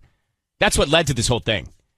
Now, I'm curious to hear what Lorena has to say. She heard it, and she thinks he's not cheating. Go ahead, Lorena and Whittier. You're on with us. Hi, Ryan. Good morning, first off. Good morning. I honestly don't think he's cheating. I just think he's completely childish. And the reason why I feel for her is because my boyfriend, I've been with him for 8 years, and he's the same exact way. He just doesn't think about how his thoughts or his actions could affect somebody else in another context. Really? So, and you stay with him? yeah, I do, because I've learned over the years that, he means well. He just doesn't think about what he's doing before he does it, or think about what he says before he says it. So Right. with these type of people, of course, I've had many times where I thought he was cheating, but I Right. bring it to his attention, and he's like, "Oh no, like that's honestly not what I meant by it." And you do have to be patient with these type of people because, like I said, they're doing before they're thinking about it. They're acting before they think through how it's gonna definitely, be received. yes. I had the same thought of you, Lorena. Like I thought he wasn't he didn't seem conniving enough to be cheating. I don't think he's smart smart enough to cheat. Sadly, but I really feel for her, and I just think she has to be a little bit more patient with him. And instead of, bringing it to the radio, to talk about it with him, sit down with him. I don't think if they went home that day after, she had told Bob, like, what is this video? They should have went home that night and, what was really about that video. Right. Instead of, you know what I mean? I just honestly don't feel in my heart that he's cheating on her. I just think that he means well, just needs to explain to his wife, about what goes on before he actually does it. I feel like you should spend time with his wife Yeah. to help her understand how to deal with him. Yeah, but honestly, I don't think he's cheating. I just think he's really oblivious to what he does before he does it. All right. Well, thanks for calling. Thank you. Bye. You think that if you're oblivious to your actions, that at some point that catches up to you. I know. Or at some point you got to take responsibility But for look, them. 8 years strong. She seems to just look the other way. Yeah, lets it roll off her shoulders. So Annie, you also don't think he's cheating, but you think it's an attempt to start flirting? I don't think he's cheating quite yet. I think that, like Lorena said, he is very naive and childish. But like you said, Melissa just received roses a while ago, and obviously she must have made a comment about the note that was on those flowers that she received, and who knows who those were from. So I think now when he heard, hey, I get to send these flowers, that was probably the first thing that popped into his head, as now another attempt at maybe flirting with her or trying to put his feelers out there to see if maybe she would be interested. I just think she needs to be quite cheating yet. Well, she needs to be all over him, though. He's not there yet. He's close. I think the wife needs to be very cautious about his actions. And, he said that Bob was in the passenger seat. I just have a feeling that, Melissa and him maybe had gone to lunch and, he's kind of trying to feel out this coworker, slash friendship with her before, like Lorena said, he's very naive, so I don't think he's going to be, go in full force, but I really do think that he's trying to put, with his humorous personality, he's trying to put those feelers out there to see if Melissa is maybe interested. Maybe. All right. Well, thanks for that explanation. We appreciate you calling, Annie. Yeah, no worries. Have a great day. Take care. Bye. Bye. He's married. He's putting feelers out. It's bad. It's not. It's not bad. Great. So there you have it. That's the call from earlier. Hector is on with us now. Hector, listen to it right now in Ontario. So what do you make of this guy sending the roses to Melissa and saying notes are stupid? Hey, good morning, Ryan. Good morning. Good morning, ladies. You know what? I feel so bad for this young lady. Here's a lady that's trying to make a future for herself, and the effect of people getting in the wrong situation, bringing up kids, there's no fun into it. And I could think, what I personally think that this guy's using a sense of humor, which I think is classless to be used, especially when it comes to sending flowers. These are not just regular flowers. These are roses. Right. This has an emotional attachment. It's the symbol in roses, sure. Yeah. You know what? When you're sending roses to someone, that's an emotional attachment, an involvement, a desire to be with someone, and giving them this impression. And I think this is completely wrong that he's doing this, because it's not the way people should be doing when it comes to misleading. And I think he's just using it as an excuse, a sense of humor. I think he had a lot more to say, and when it came down to it, he had no really clue what to come up with. And I mean, I think he's an idiot. Poor lady, I hope she's listening. I mean, listen to your gut. Don't put yourself in a situation where you're going to give an opportunity to somebody who's disrespecting you in this way, especially if you're trying to bring a child into this world, because the effect of that, being a single mom, not only does she lose, but the baby that's bringing into this world. And Well it's so said. sad. Yeah, Well said, Hector. Good points, too. I appreciate you, brother. Thanks for calling. My pleasure, man. You guys have a great day. You guys have a great time. I would love listening to all you guys. Thanks for coming back. You have a great day, too. Talk to you soon. Bye-bye. All right. Going back to Ryan's Roses revisit here. Let me just bring you up to speed. And here's where we were. So this is Gianna and Brandon. They're in Santa Monica, at the time engaged, back in, I think it was November of 2013. Gianna was upset because her fiance, Brandon, was driving when he hit a woman on a bike. The woman was not injured seriously, but they took her to the hospital to get her checked out, and they bought her a new bike. So months go by, and Gianna saw him get a text from her in the middle of the night. That's when she started to go, well, wait a minute. Yeah, what's up? He said she texted him by accident, but when Gianna went back to look, the text was gone, deleted. So if it's no big deal, why is it gone? We get him on the phone, as we do. We offered him the roses. He sent them to the woman, Desiree, the other woman who was on the bike, with the message, please reconsider. All right. That's when it took a turn. He said he was saying that because he was offering to pay her medical bills and she wasn't letting him. His wife, Gianna, did not buy it. We, at the time, I know I didn't believe it. It's now been 4.5 years. So whatever happened? Was there more to the story? Did they stay together? Gianna's on the phone now. Thank you for coming back on. Good morning, Gianna. How are you? I'm good. I'm a little sleep deprived. I got a little girl, so things are good. Things are good. Okay, well, just tell us, did you marry Brandon? Yes, we're married. We're happy. We have a little girl. She's turning 2 in June. Well, all right, so the reason I asked this next question is because I remember when we all spoke last, we didn't believe his story about wanting to pay for the medical bills. We were concerned that he was actually engaging in a relationship with Desiree. What happened? What was legit or not? Well, we talked a couple of weeks after, but he told me it wasn't actually Desiree that he was texting with. It was her sister that he met at the hospital when she was picking up Desiree. Okay. So he, I guess, was very taken with Desiree's sister and was trying to get her to hang out with him. What? Yeah. Well, how's that okay? Well, he came clean to me. We talked about it. He opened up. I think he just was getting cold feet. We were engaged. We were about to be married. I think he just got cold feet, and so, we worked it out. He came clean. The only thing is that Desiree called me the next day and told me that she sort of forced him to come clean, or she was going to. So, in the end, he came clean. So, okay, so, did he cheat? Yeah, did he? No. He was just flirting with her sister? Yeah. I don't know. He didn't do anything. We talk about our issues. We've worked past it. Not every marriage is perfect. Right, but so you worked past it and then you got married, and since you've been married, it's been 4.5 years, everything has been fine. Yeah. We don't talk about it at all.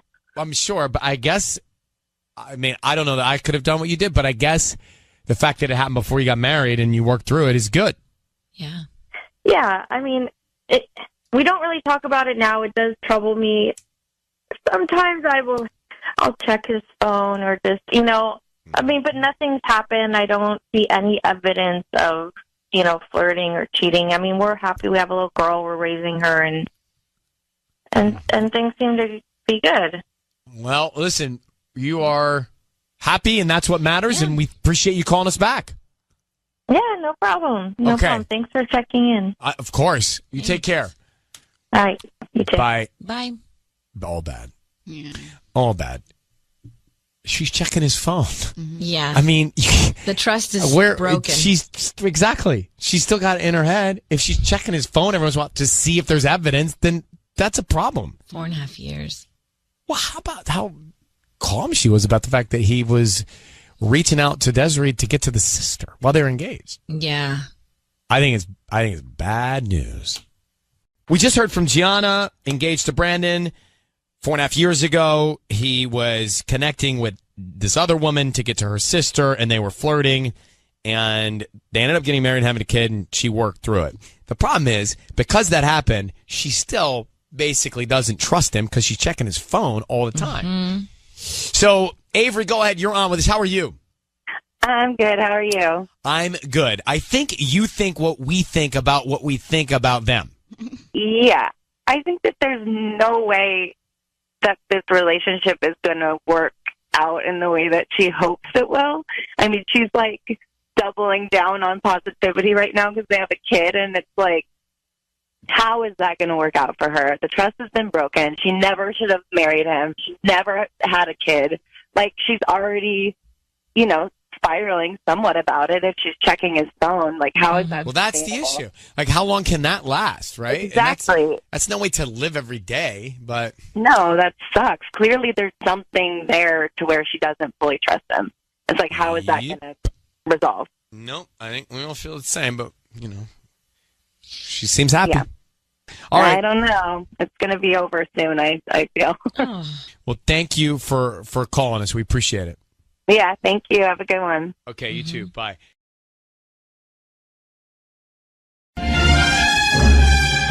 It's time for Ryan's Roses. Stacy in Torrance writes to us and says, I found a pen in our kitchen drawer that definitely wasn't there too long, and it's to the Marina Del Rey Hotel. We never stay there. We've never been there. Now, granted, I've had pens pop up with all kinds of insurance companies and hotels and all kinds of weird names on them. I don't know. They just show up in the junk drawer. I don't know where I get these pens. I chew on them. I spit them out. But I don't know where they come from. Stacy is on the line with us now. So, Stacy, we have the backstory about the pen. What happened? What was his reaction, your husband, when you asked him about it? Well, he's usually, like, he has a sense of humor, but when I asked him about it, he got really tense. And he didn't act like he normally would. And he was like, I don't know anything about it. I don't know anything about the pen. And just his reaction, which is so different from how he's normally, he would have, like, made a joke about it. I'm very, very concerned because this is not normal behavior. So what do you think? He was at the hotel with somebody else and brought the pen home? I feel like he would just tell me if he was there with another woman, I feel like he would not tell me about it. But if he was being real with me, it wouldn't be a problem.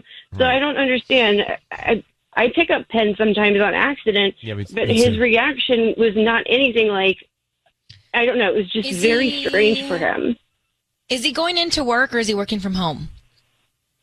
Well, he's been going into work. We've been doing the best we can with everything that's been going on, but he has been going into work and I've been home with our kids. All right. Well, maybe he could have borrowed it from a coworker at work and that's how the swap happened. But let's come back and we're going to call him for Ryan's Roses, all right? Hang on one second. Stacy, oops, I just disconnected Stacy. We'll grab her back. I hit the wrong button, Tubbs, sorry. And then we'll call her husband next. All right, we have Stacy back. Stacy, okay, Stacy, thank you. Sorry, a lot of computer screens here. I clicked the wrong mouse. We are going to call your husband now and offer him some roses. If he says anything that causes a reaction, try and hold back because we want to find out as much as we can, and then we'll tell him he's on the air and bring you in, okay? Okay. So I just need you to say, Ryan, you have my permission to call, and then his name on Kiss FM. Go ahead. Ryan, you have my permission to call on Kiss FM. All right, here we go. Be very quiet. Good luck.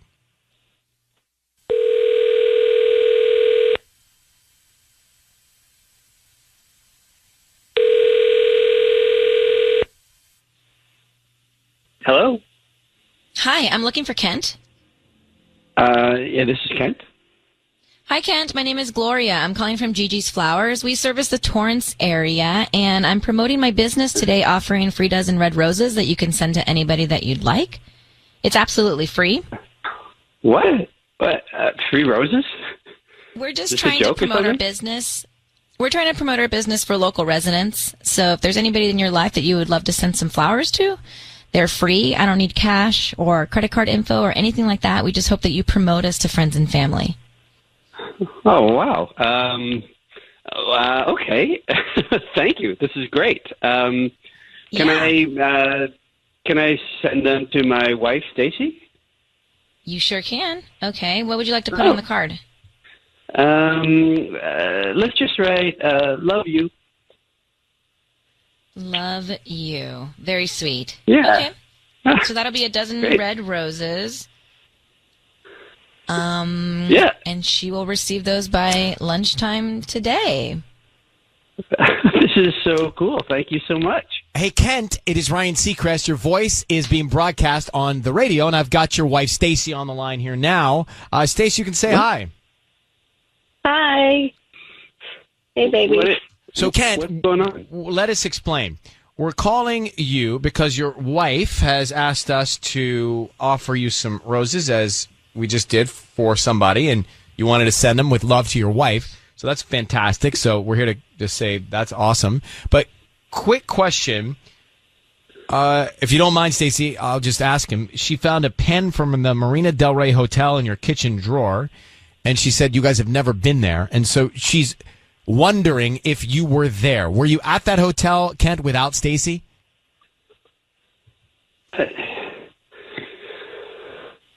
Okay. All right. I did go there. All right. I did. I spent an afternoon there one time. I have clients in the neighborhood, and it was like I had a large break between some of my meetings, and so I thought, it's like I'll just go in there and have a sleep, because I don't sleep very much at night. I'm tired all the time, and I just thought, and with the COVID rates right now, it's like it was super cheap. So I thought, you know what, I'll just take advantage of a couple of hours off and just have a nap. And so I that's what I did. Interesting. Go ahead, Stacy. Why didn't you just tell me? Well, because Stace is like, I didn't want it to sound weird and suspicious, and now it's all weird and suspicious. It sounds weird anyway, though. Just, on the outside, it sounds a little weird. But Kent, you're telling us, honestly, you were not there with someone else. You were there by yourself to take a nap. I was. And one of the other reasons I didn't talk about it is because I felt guilty, It's like, here I am in the middle of the afternoon sleeping in a hotel while Stace is at home taking care of the kids and stuff like that. I just thought, I didn't want to bring it up. I didn't want to talk about it. And when she found the pen, I didn't know what to do. All right. So well, look, Kent, we'll take you for your word. Stacy, there you go. Good news is he did send the roses to you, and we wish you guys a happy new year and good luck with your relationship, okay? Thank you. At least I know what that activity was. We weren't being suspicious. You just didn't know how to lie to me. How about no lying? That's up to you guys. All right. Thank you. Bye-bye. Stacy and Kent. You know about Stacy's mom, right? I can't with your dad jokes this week. Have you heard about Stacy's mom? Let's go. Hey, so before we take Haley here, Stacy and Kent. So they're married, and you know about. All right, that's what I was talking about. So she's got it. Where's my song? Every time I hear my name, Stacy. Can you ever meet a Stacy and not say, you know about her mom, right? Anyway, so Stacy and Kent is married, and he says that he ducked out to the Marina Del Rey Hotel to take a nap. That's why there was a pen from a hotel in their drawer they had never been to. She thinks he was there with somebody. So do you believe him at his word? Did you believe that he was just there taking a nap in the middle of the day because it was convenient? I don't. I really want to believe Kent. I think she believed him. I think so too. And it's great that he sent the flowers to her, but I think he may have known it was us. Because he was very quick to kind of just start playing along, if that makes any sense. When I was talking about the free roses, he was quick to be like, free roses? Okay. And so I just feel like he might have known it was us. And it just doesn't make sense. Like, who goes to nap at a hotel during the day? Sounds like a dream. I don't care how tired you are from your kids or whatever, but I don't know. Patty, you've done that? No, but that's something I would do. Yeah, it sounds like a dream. Yeah. I mean, you see an opportunity and you take it, You're like a quick 30-minute nap. Yeah, I've had to be at work or different work jobs, all day sometimes. And I'll go into a room and lay on a couch and take a nap because I got to be there for 15 hours, right? In the middle of the day. Mm-hmm. I'll do that. But I never have left the job to go check into a hotel for the nap and then come back. Yeah. So I didn't believe him either, but I felt like she did, so I stopped. Oh, I thought you did believe him. No. I didn't, but she did, and I felt like not my place to go any further. They seem good, so I'm just going to step away. So why don't you believe him? Because I think he's lying. Oh. I think he's lying. I don't know what he's up to. I don't know if he's with another person, but it sounded sketchy to me. Mm-hmm. Haley. Let's take Haley. You know about Haley's mom, right? Haley? How are you? Doing good. How are you? Good. So you've actually booked a hotel for a nap before? No. I mean, come on. That is not a thing. Oh, okay. I thought it said you did. No, I misread that. So you have not booked a hotel for a nap before? No way. That is insane. That is, I mean, I just feel so bad that she believes them, to be honest. And you thought he was lying? 100%. Yeah. Nobody books it is a lot of work for a nap. It's a lot of work to go in, check in. I'm just going to be here for a few hours. That whole explanation. Give them the money. Go upstairs. Right, and then you're there for a few hours and you keep a pen? No, you don't. You don't keep a pen for a few hour nap. You keep a pen for an overnight. Like, come on. I mean, I would take the pad as well if you're overnight. Like, they get the notepad too. Take everything. Take everything. All right. Thank you, Haley, for calling. Take care. Yeah, no problem. Thanks, guys. Bye.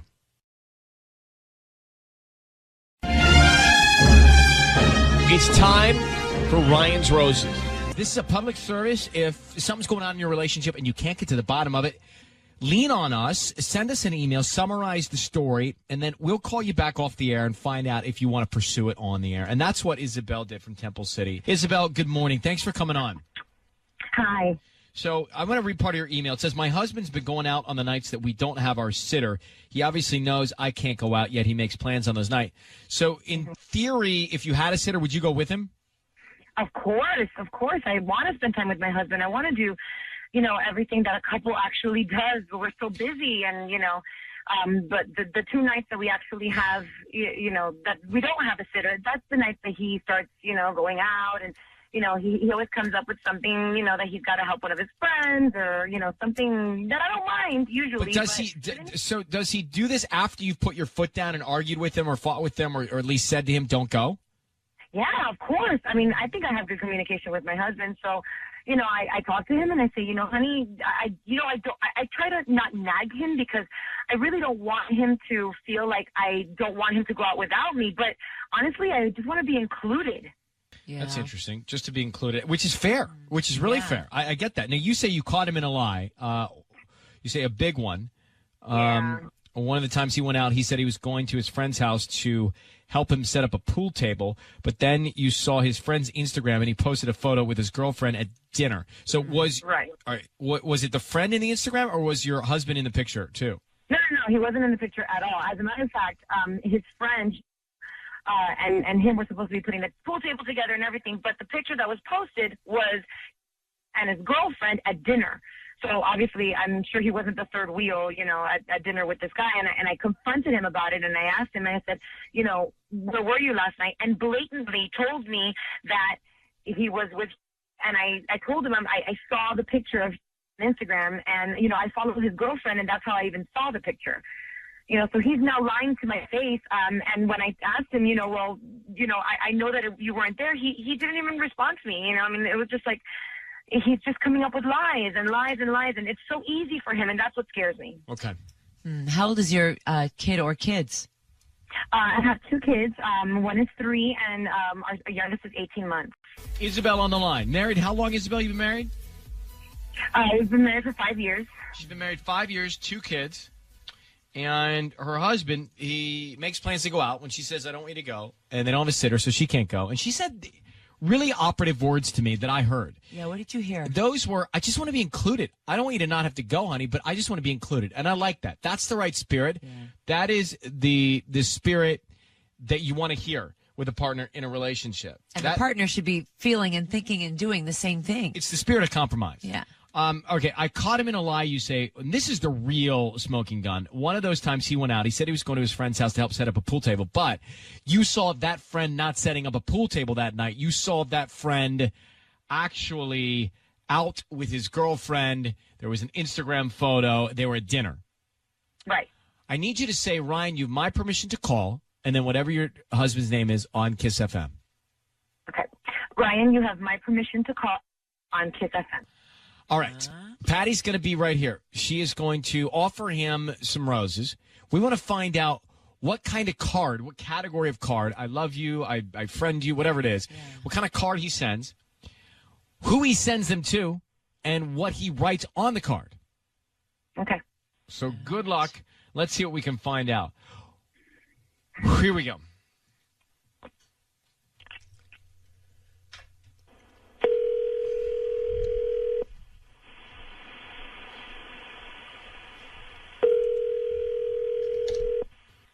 Hello. Hi, Edgar.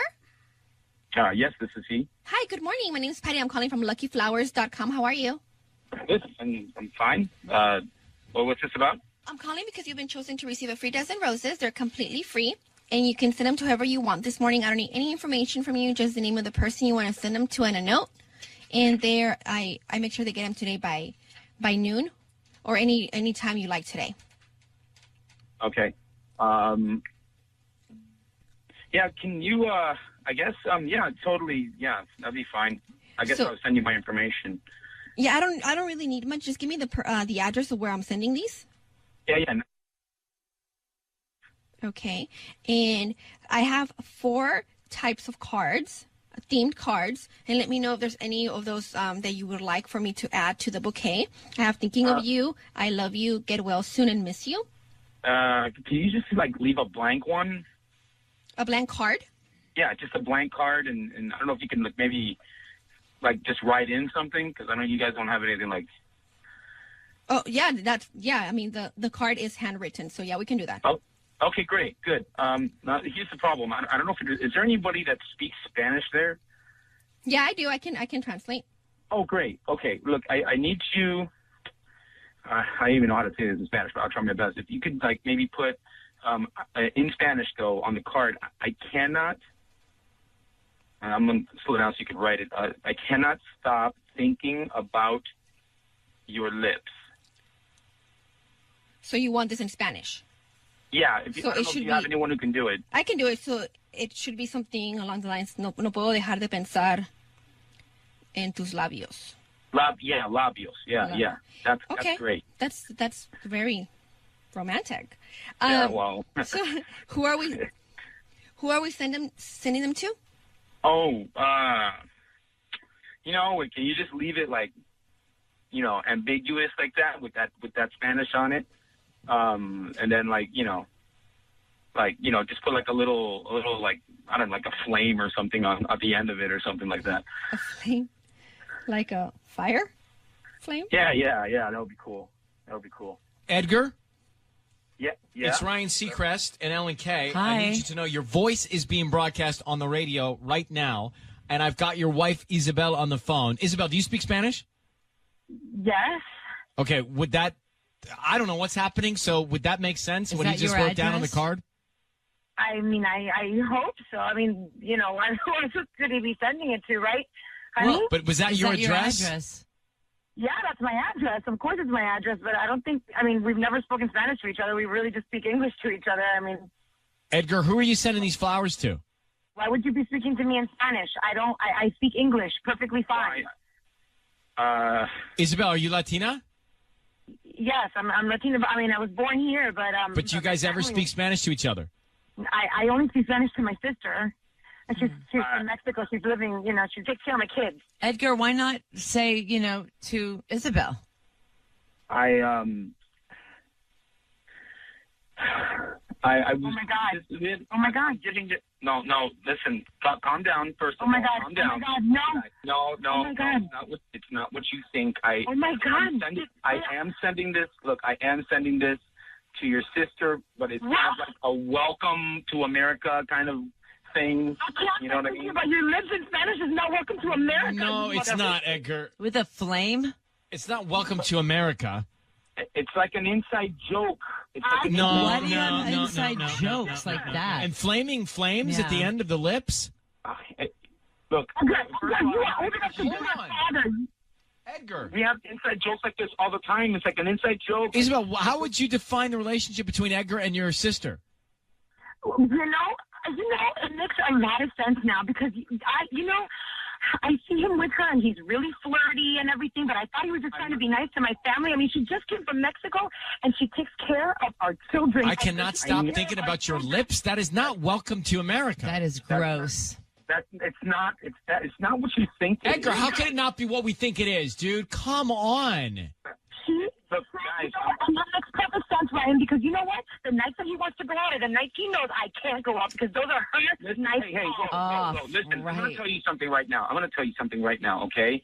All right? You are trying to push this on me, and all I've done is welcome your sister, who is practically a stranger to me, into our home. This is like a little joke. Ryan, play with her. It's all it is a joke. She was. It's not a joke, Edgar. It's not I'll funny. tell you what's a joke. The fact that you think that we believe you. That's the joke here. Edgar. She has been encouraging me to leave my husband this entire time because I confided in her that we're having problems after I caught him in that huge lie, and I talked to her, and she told me that I should leave him because he wasn't worth it. Well, no wonder. Now you guys... She's the roots of the problem. Oh, my God. Oh, my God. I cannot believe you would even... Edgar, are you cheating on Isabel with her sister? I can't.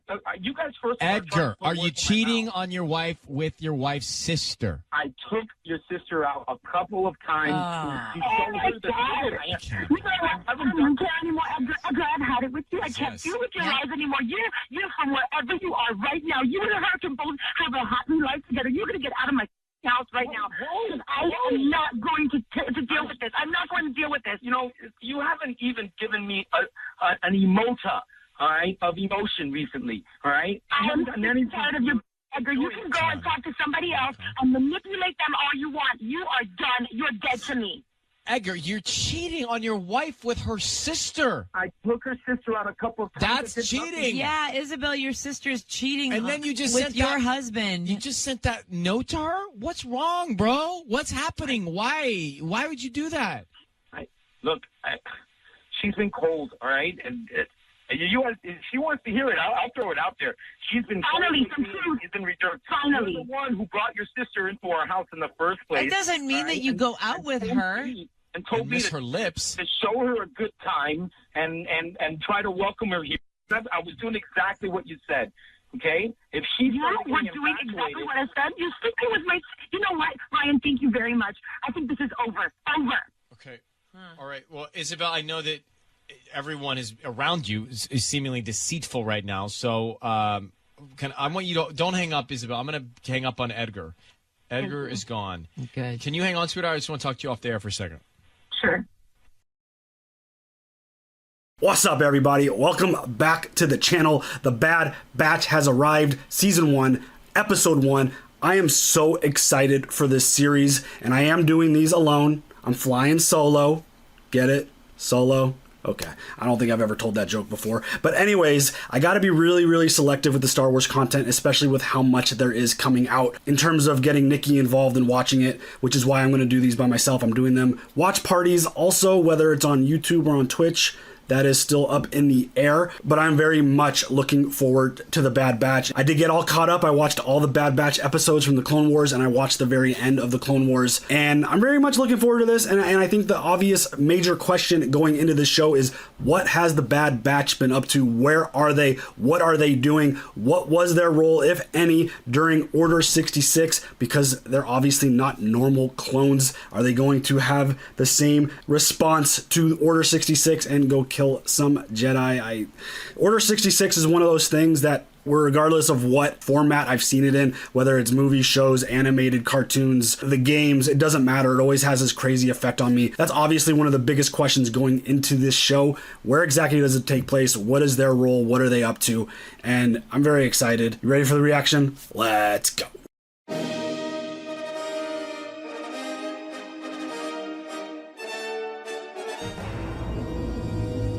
Let's go. Dang. Clone Wars logo dissolving into the Bad Batch logo. Separatists push to the brink.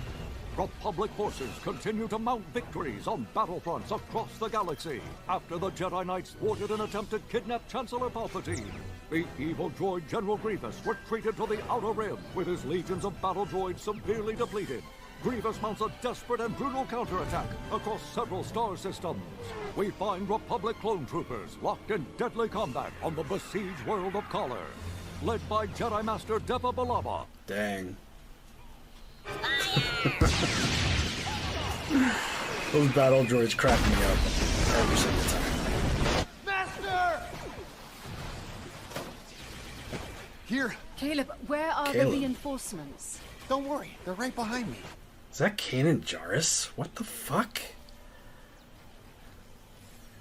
Dude, Kanan's like one of my favorite characters. So we're obviously gonna see Kanan's master get killed in Order 66 here. The Clone War may soon be over. Better tell that to the clankers headed our way. Jedi General Obi-Wan Kenobi has found and engaged General Grievous on Utapau. Yep. I suggest we focus on the task at hand. Any orders? Shall we do what we do? Let's blow something up! Well, Caleb, shall we let them do what they do? Only if I can go with them. You ready for this? We move fast. That's the only way I know. What in the hell, dude? We're right at Order 66. It's about to go down. I think it just happened. Yup. Execute Order 66. Oh, fuck.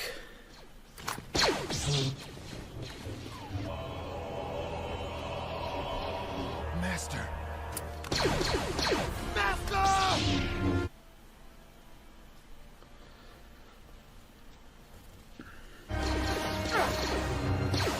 You must run! Oh my god. Run, Caleb!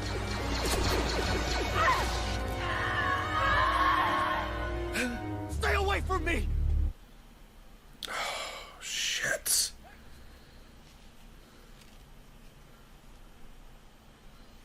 What just happened? Comm channels repeating one directive. Execute Order 66. Alright, so they're not affected by that at all. Which makes sense. Crosshair, you and I will track down the kid and make sure nothing happens to him.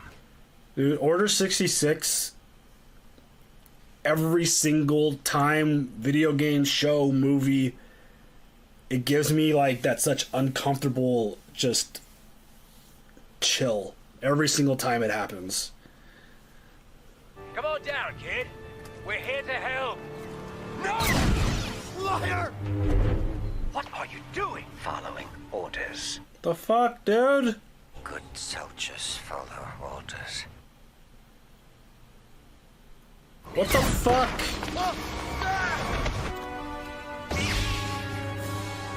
Crosshair, stand down!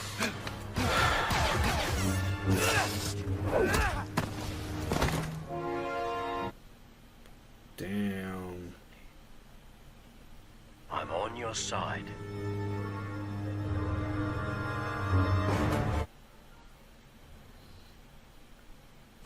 Just hear me. Yeah, is Crosshair the only one who's... You killed her! The others did. I'm just as confused as you are. Stay back! I can help you. No! You don't know who you fucking with. Damn, dude. I stunned him when he jumped. He didn't make it. Damn, well, this started off with a fucking banger. Fucking seeing Kanan as a child right into Order 66. It's like, come on. We're coming up on Camino. It's good to be home. Dang, we're going to Camino right now? General Grievous was defeated on Utapau. The Separatist leadership has collapsed. The war is over. Just like I said.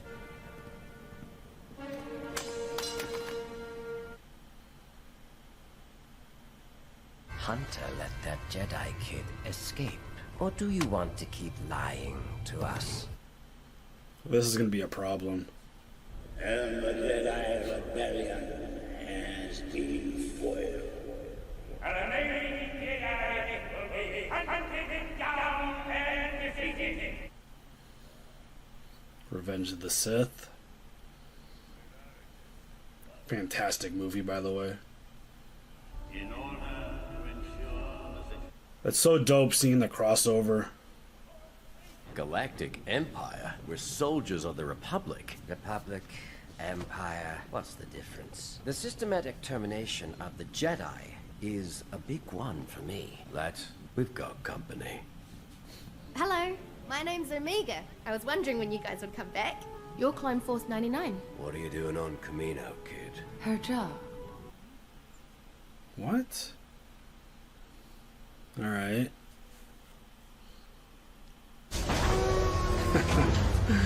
What up, Tarkin? Chancellor Palpatine has always supported our cloning advancements in the past. Emperor Palpatine's priorities have changed. With the war at an end, the need for future clones is being questioned. Our contracts stipulate the continued production. Your contracts were with the Republic, which no longer exists. Wrecker, it is a logical conclusion that your affinity for destruction would stem from your conditioning. You take that back! I am merely stating a scientific hypothesis based on factual data. Oh, well, I got a fact for you. I like to blow things up because I like to blow things up! I'm so Wrecker, it's not even funny. Fuck stealth. Let's just blow shit up. Hello again. Omega. From Yeah, earlier? who are you? Don't you have some places to be? No, I'll stay. You want to sit with us? I mean, she's obviously a big fan. I like you. You don't fit in around here either. What are you really doing here on Camino, kid? Don't you have a family somewhere? Parents? Parents? We've got a problem. Admiral Tarkin's here. He's the one evaluating the clones. This is really good. I like going into something like this without having any knowledge at all about what we might be expecting, and already to this point I'm shocked and blown away by what we've seen. The value of all clone troopers is being challenged by the Empire. To demonstrate your effectiveness, a combat proficiency test is in order. We've done these 1,000 times, boys. You know what to do. You may begin. Crosshair, take the towers.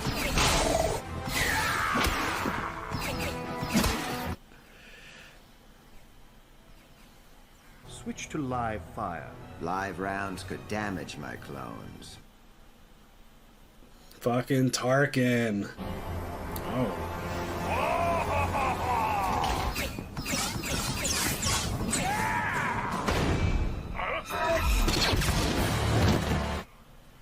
Fuck, dude. Those are the same troopers that Luke fucked up in Mandalorian. These are rather unusual tactics. The clones of Experimental Unit 99 have a tendency to veer from standard combat protocol.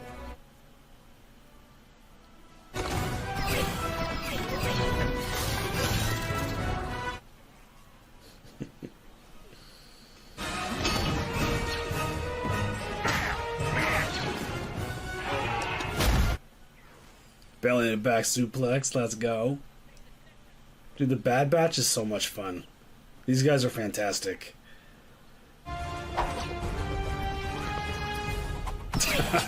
That's dope.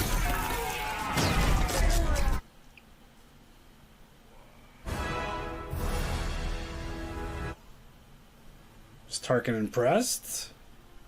Is he not impressed? Probably doesn't like that they kind of just do things on their own. That was quite an impressive display. Our new Empire may have methods which seem a bit unorthodox, but so does this squadron. Both certainly have their merits. We have tracked a group of insurgents to the Onderon sector. Oh. They must be dealt with. That Imperial officer, I think he has it out for you. I overheard him talking to Lamassu. He doesn't like clones. It's nothing to worry about. Then let me come with you. Things aren't like before. We need to leave Camino. Hunter. Never mind. There's something very up with this kid. I think it's pretty clear that she's a clone, but obviously there's something more. I'm clocking 25 heat signatures ahead. 0 droids. Tarkin said insurgents, not droids. There are children down there. Something's not right. Make the call, Hunter. We're not alone. Now stand down. You heard him. stand down. These aren't separatists. They're Republic fighters. Why would Tarkin send us to attack our own forces? Because we refuse to fight for an empire. You're Saw. What up, Saw? Trained by Captain Rex and General Skywalker to fight for the Republic. The newly declared empire sent you to wipe us out. We're here to neutralize a group of insurgents. Here we are. What are you gonna do? Strike us down like you did the Jedi? Is that a request? Fuck, dude. Take a look at the insurgents you were sent to destroy. Makes you wonder what else they're lying about. With the Jedi decimated and the clone army under his command, Palpatine will have control over the entire galaxy unless we stop him. The war is over. If we give up now, everything we fought for, everyone we lost, will have been for nothing. I won't let that happen. The Clone War may have ended. The Civil War is about to begin.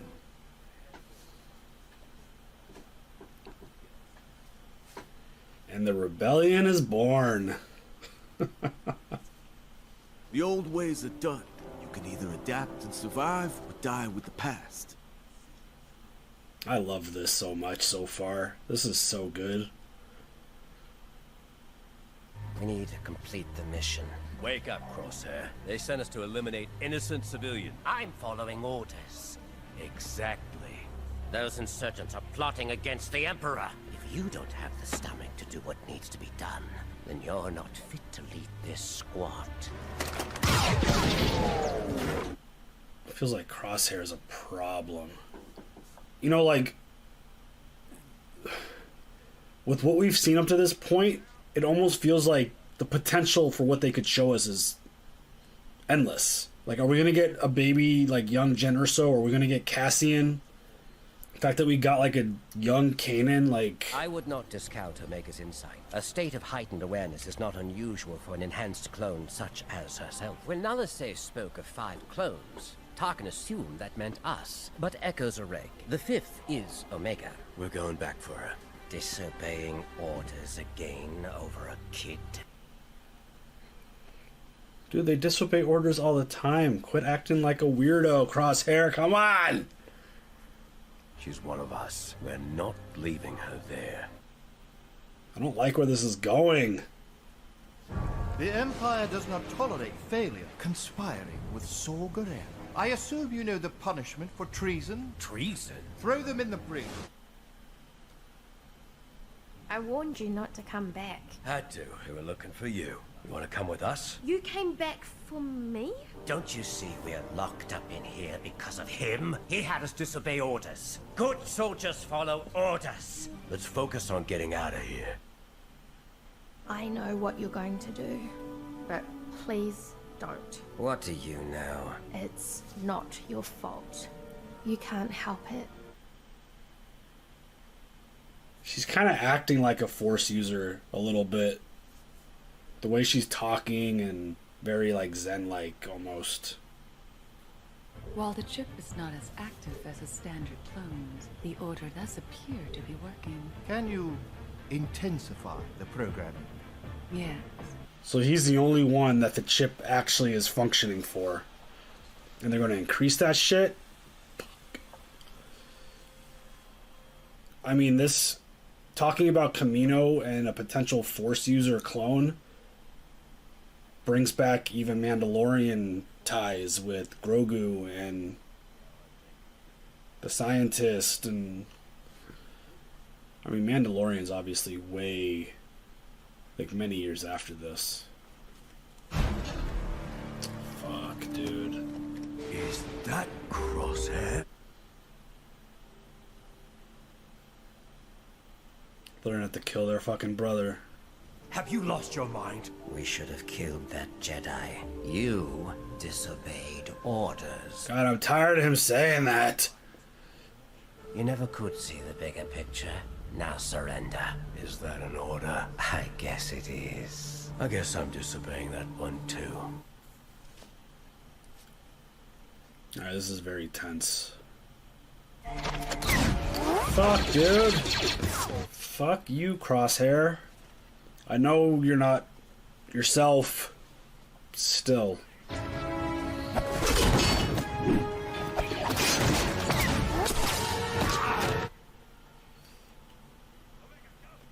When I say go, you head for that ramp and don't stop.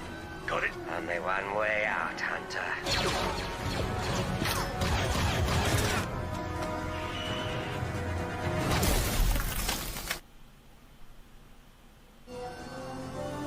Damn!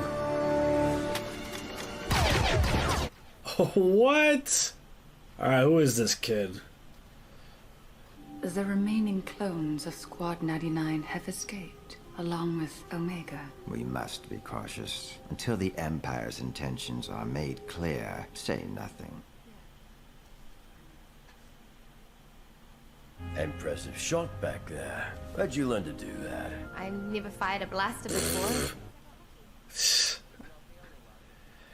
Yeah, she's definitely got some kind of force ability. What about your friends? Could any of them help us? I can think of one. Plot a course for J-19.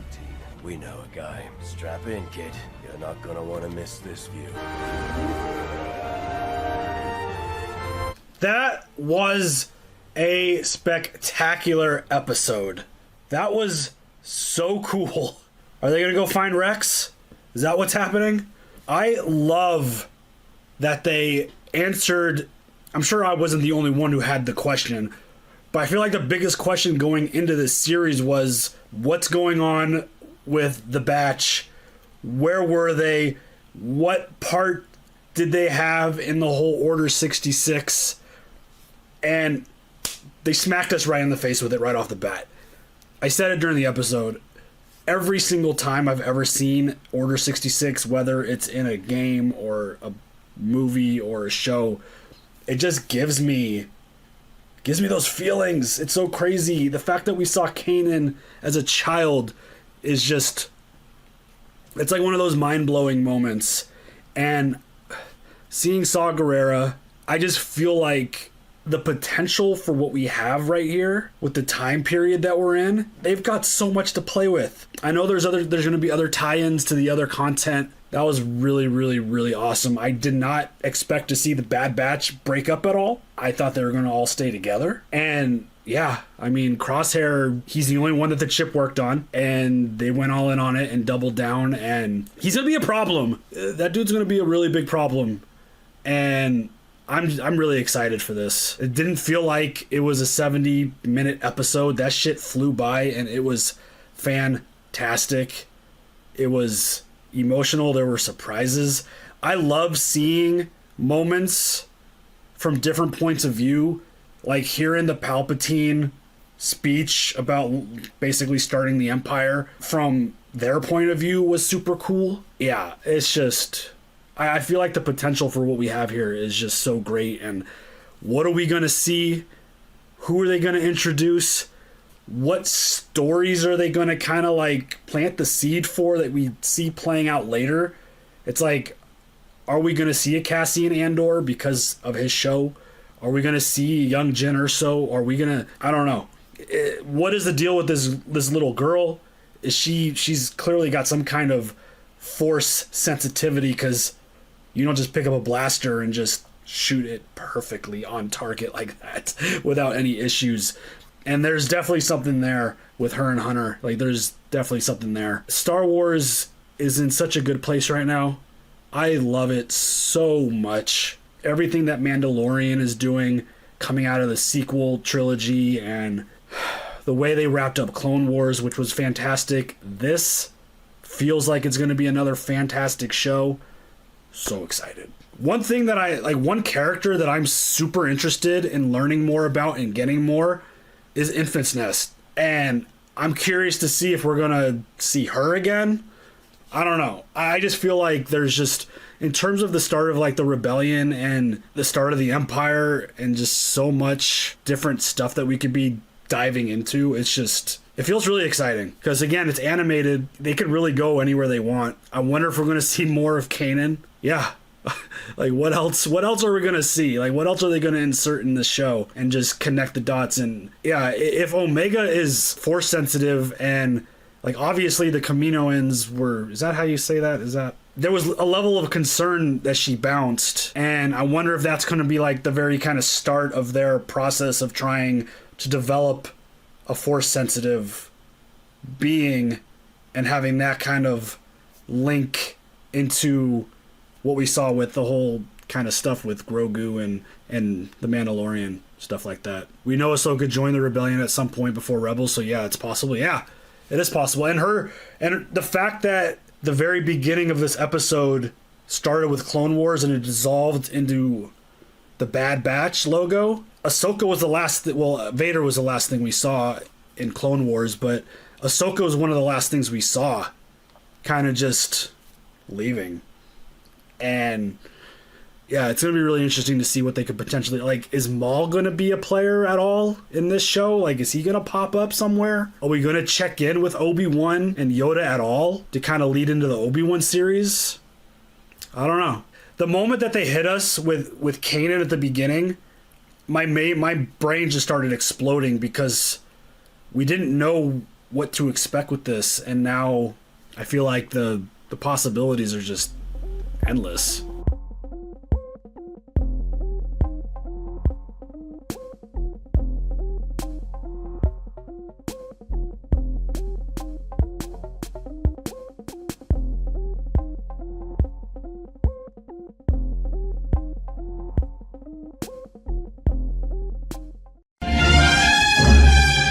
It's time for Ryan's Roses.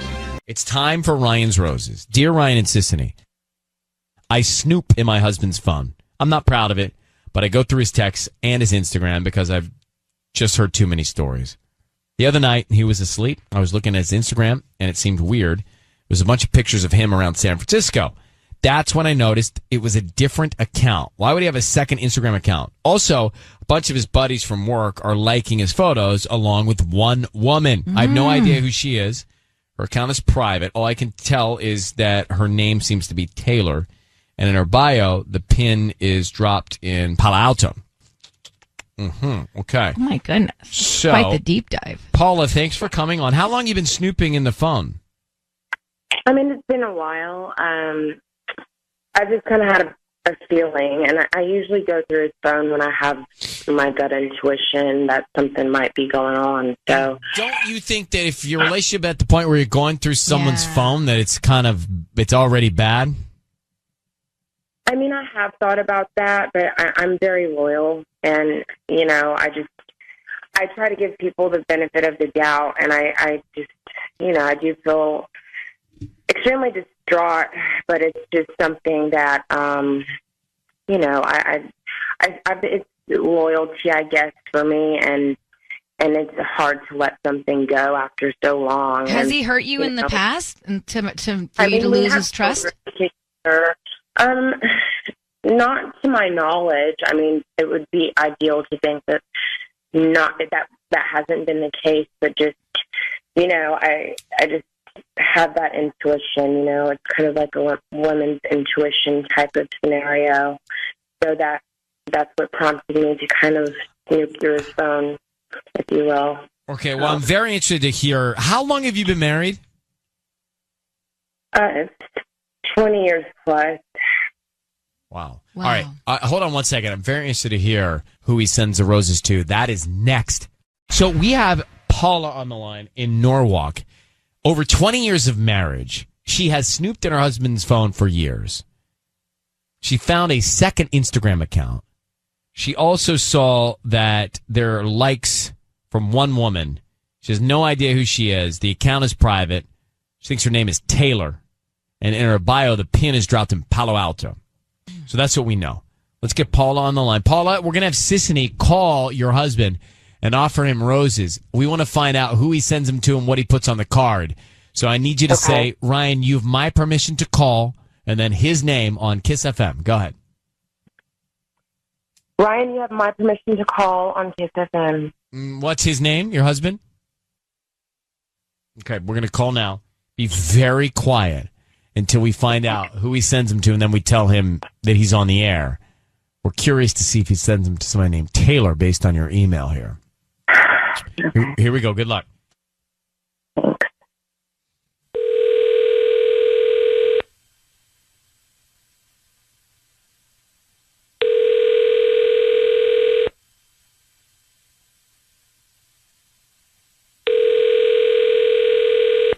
Hello? Hi, is Tom there? Yes, Tom. Hi, Tom. My name is Holly. I'm calling from the Pretty Petal. We're a brand new flower shop here in Norwalk. How are you doing this morning? Good. What can I help you with?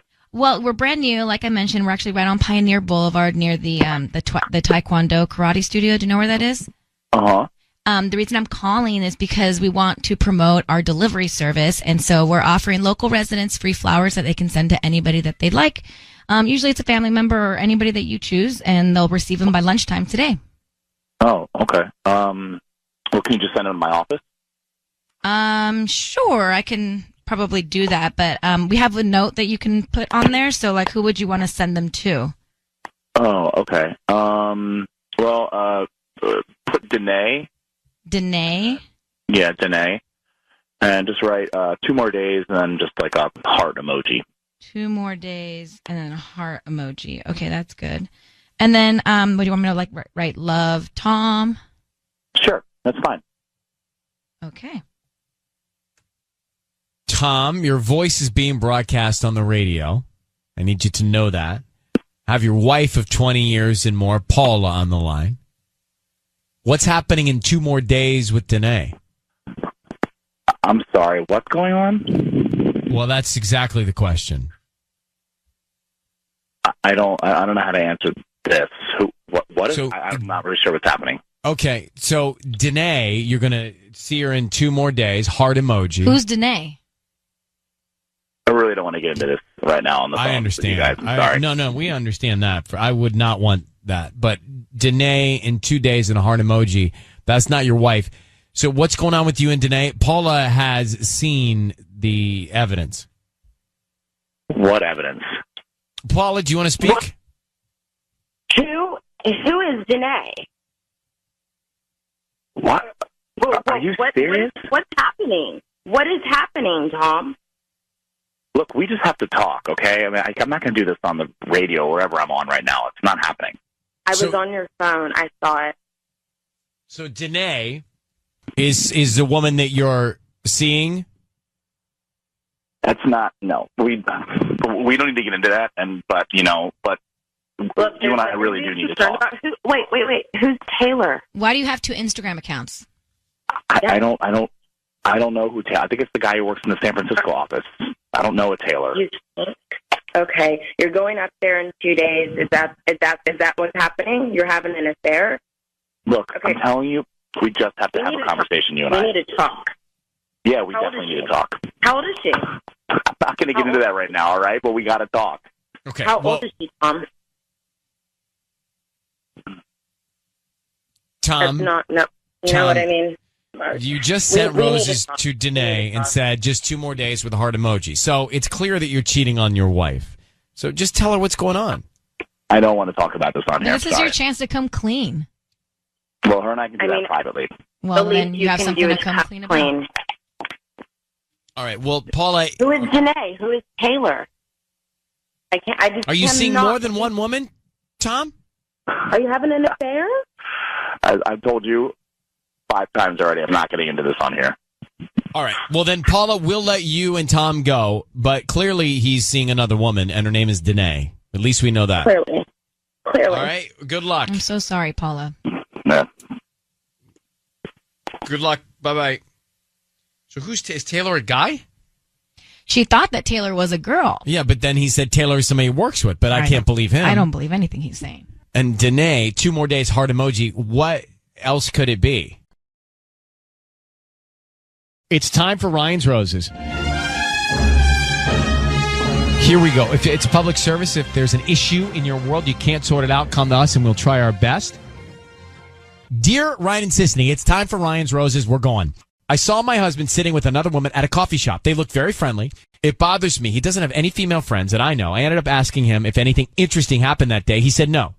I didn't tell him I saw him, but I'm scared and don't know what to do. Diana in Highland Park. Diana, thanks for coming on. So when we say they looked friendly, do you have any details about the friendly? Oh, God. First off, I just have to say I had to do some breathing exercises right now. I'm so nervous about this whole thing. Well, you can always back out of it. Yeah, you don't have to do it. You don't have to do it. Oh, God. No, I have to. I've talked to my therapist about this. I've talked to all my girlfriends about this. Everybody is just giving me all different sorts of advice, and this is the last straw. This is what I have to do. I was out with my girlfriend, and she was like, "Isn't it over there?" And I was like, "Oh my God. Wait a second, it is." But no, I had to take a second look because he was with this really pretty blonde girl. And she was leaning in close, and she had her phone, and she's like scrolling through her phone, and they're laughing. So so I'm clear, you saw your husband at a coffee shop scrolling through his phone or him scrolling through someone else's phone? Her phone. And he didn't see you? He did not see me. I made sure he did not see me. Okay, let me stop you there and let me find out what's going on. Just hold on for 1 second. We'll come back and let's see what we can find out. We'll call her husband after this at Kiss FM. All right, let's go. We're going to get Diane on the line. Sisney, get ready. We're going to have you make the call. So, Diana, I need you to say, Ryan, you have my permission to call, and then your husband's name on Kiss FM. Okay, Ryan, you have my permission to call on Kiss FM. We're going to call him now. Be very quiet until we tell him he's on the air. We're going to try and find out what's going on, okay? Okay. All right, here we go.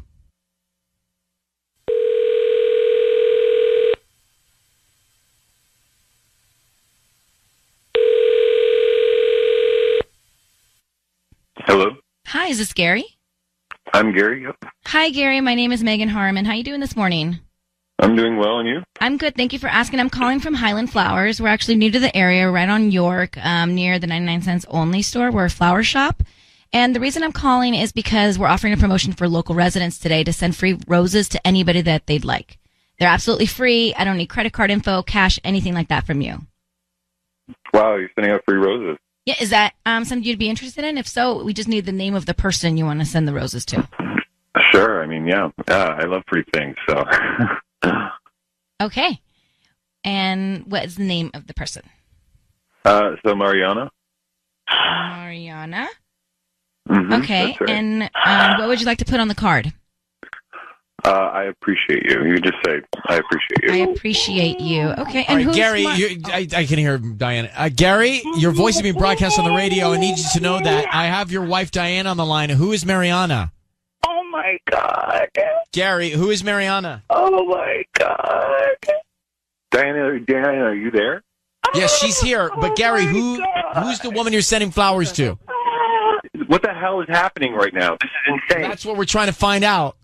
Gary, how could you do this to me? Sweetheart, I send you, sweetheart, I send flowers all the time, babe. I send you flowers all the time. Gary, why are you freaking out? This is insane. Here's why. She saw you at a coffee shop with another woman. You sent flowers to another woman. Who's Mariana?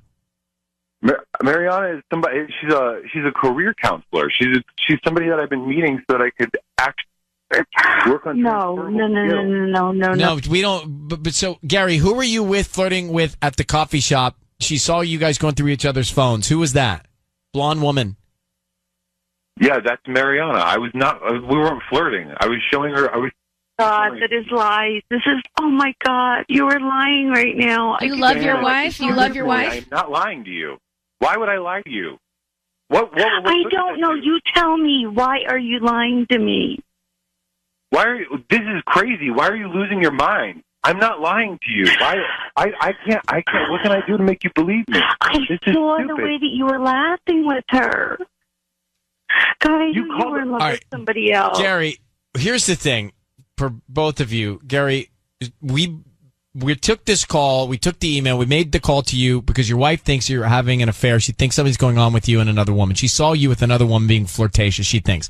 Then you send roses to another woman, not your wife. What is she supposed to think? I'm going to put you both on hold and let you guys sort it out and speak together directly. But what is she supposed to think? I mean, clearly she's going to be upset because of that, okay? Mm-hmm. So, Ryan's roses. Diana thought she saw her husband flirting with a woman in a coffee shop. He says it was his career counselor. They're going through each other's phones. She saw him at the same place. She didn't say anything. He didn't know that she saw him.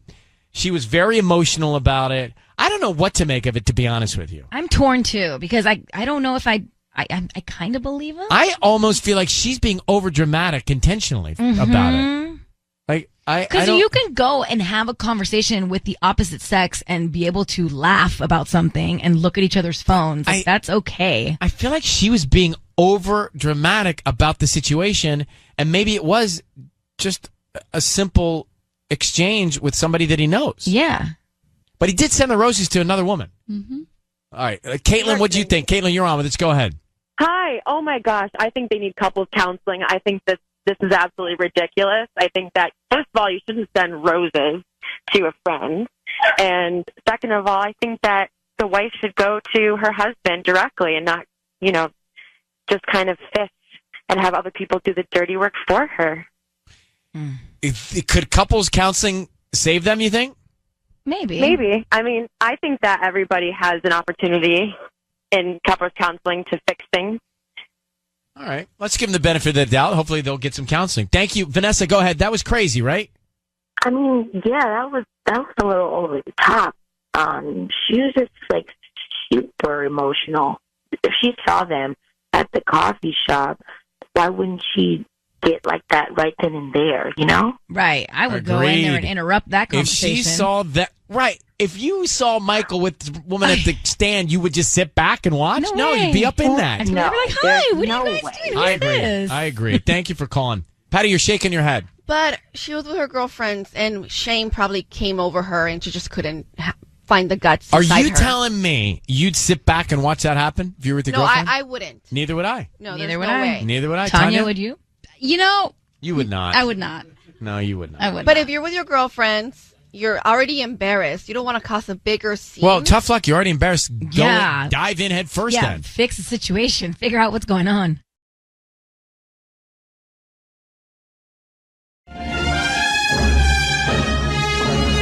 It's time for Ryan's Roses. As a public service, if something's going down in your relationship, you want us to try and help out, let us know about it via email. All right, let's get to Ryan's Roses. It's time. All right, let's shift gears right now. Shifting. Clutch stick. Amy, good morning. How are you? Good morning. I've been better. All right. Well, let me bring. I'm just going to set the table here. Dear Ryan and Sissany, we were driving out to our daughter's gymnastics competition, Costa Mesa, last weekend. My husband got a text from his friend Simon. He doesn't have previews turned on, so I don't know what it said, and I didn't think anything of it. Later in the day, what happened later in the day then, after this? Well, okay, so we're on the drive back, and he gets another text from Simon, but this time it says Simon and Simon's last name. So I guess there's two Simon contacts in his phone, So then I think right away, like, is he hiding somebody's number in there under the name Simon so I don't notice it? But, like, am I being paranoid? So I asked him about it, and he says that he thinks his phone merged with iCloud or something. Which, okay, fine, but, like, he was just saying it in a weird way. It was just... I don't know. I mean, I was trying to believe it, but something about it just didn't seem... Wait, can I ask, because you think that Simon's not Simon? No, I think he put in Simon as a contact under somebody else's name. You mean another woman? Yes.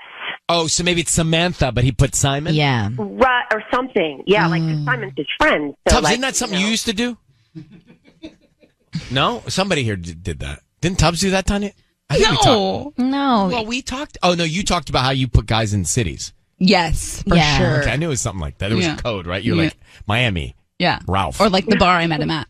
Right. All right, Amy, hold on. We're going to try and get to the bottom of this next, okay?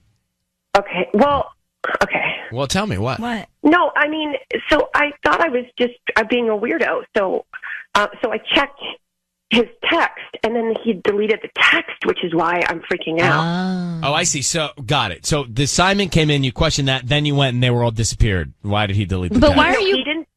He deleted the first text. The whole thread is gone that says just Simon. So I'm like, what the hell? But why are you going to this? Like, how's your marriage? Are you guys rocky to begin with? That you thinking that all of a sudden he's cheating? Well, this is just making me doubt a lot of other weird conversations where I think I'm being crazy. You know, I don't know. Well, I just have a really bad I don't think you're being feeling. crazy. That's why we're here. Let us try and smoke this out. Hang on one second. We'll come back with the call. We are calling Amy's husband right now for Ryan's Roses. She thinks he has a code name Simon in his contacts, and it's another woman because some texts kept coming in. And then she actually went to go read the text, and the texts were gone, erased. And then she's also saying, but am I overthinking all this? Which, I don't know. But, Disney, you asked the really, I think, right question. Are you feeling something is missing in your marriage causing you to feel these things, Amy? And Amy, I mean, that's a real question. And that's where she was like, yeah, it's starting to bring up all these weird conversations we've had in the past where she feels like she's crazy. How many years have you been married, Amy? 10 years. Oh, wow. That's a run. That's a run. All right, I need you to say, Ryan, you have my permission to call, and then whatever his name is on Kiss FM. Yeah. Ryan, you have my permission to call on Kiss FM. We are going to call him now.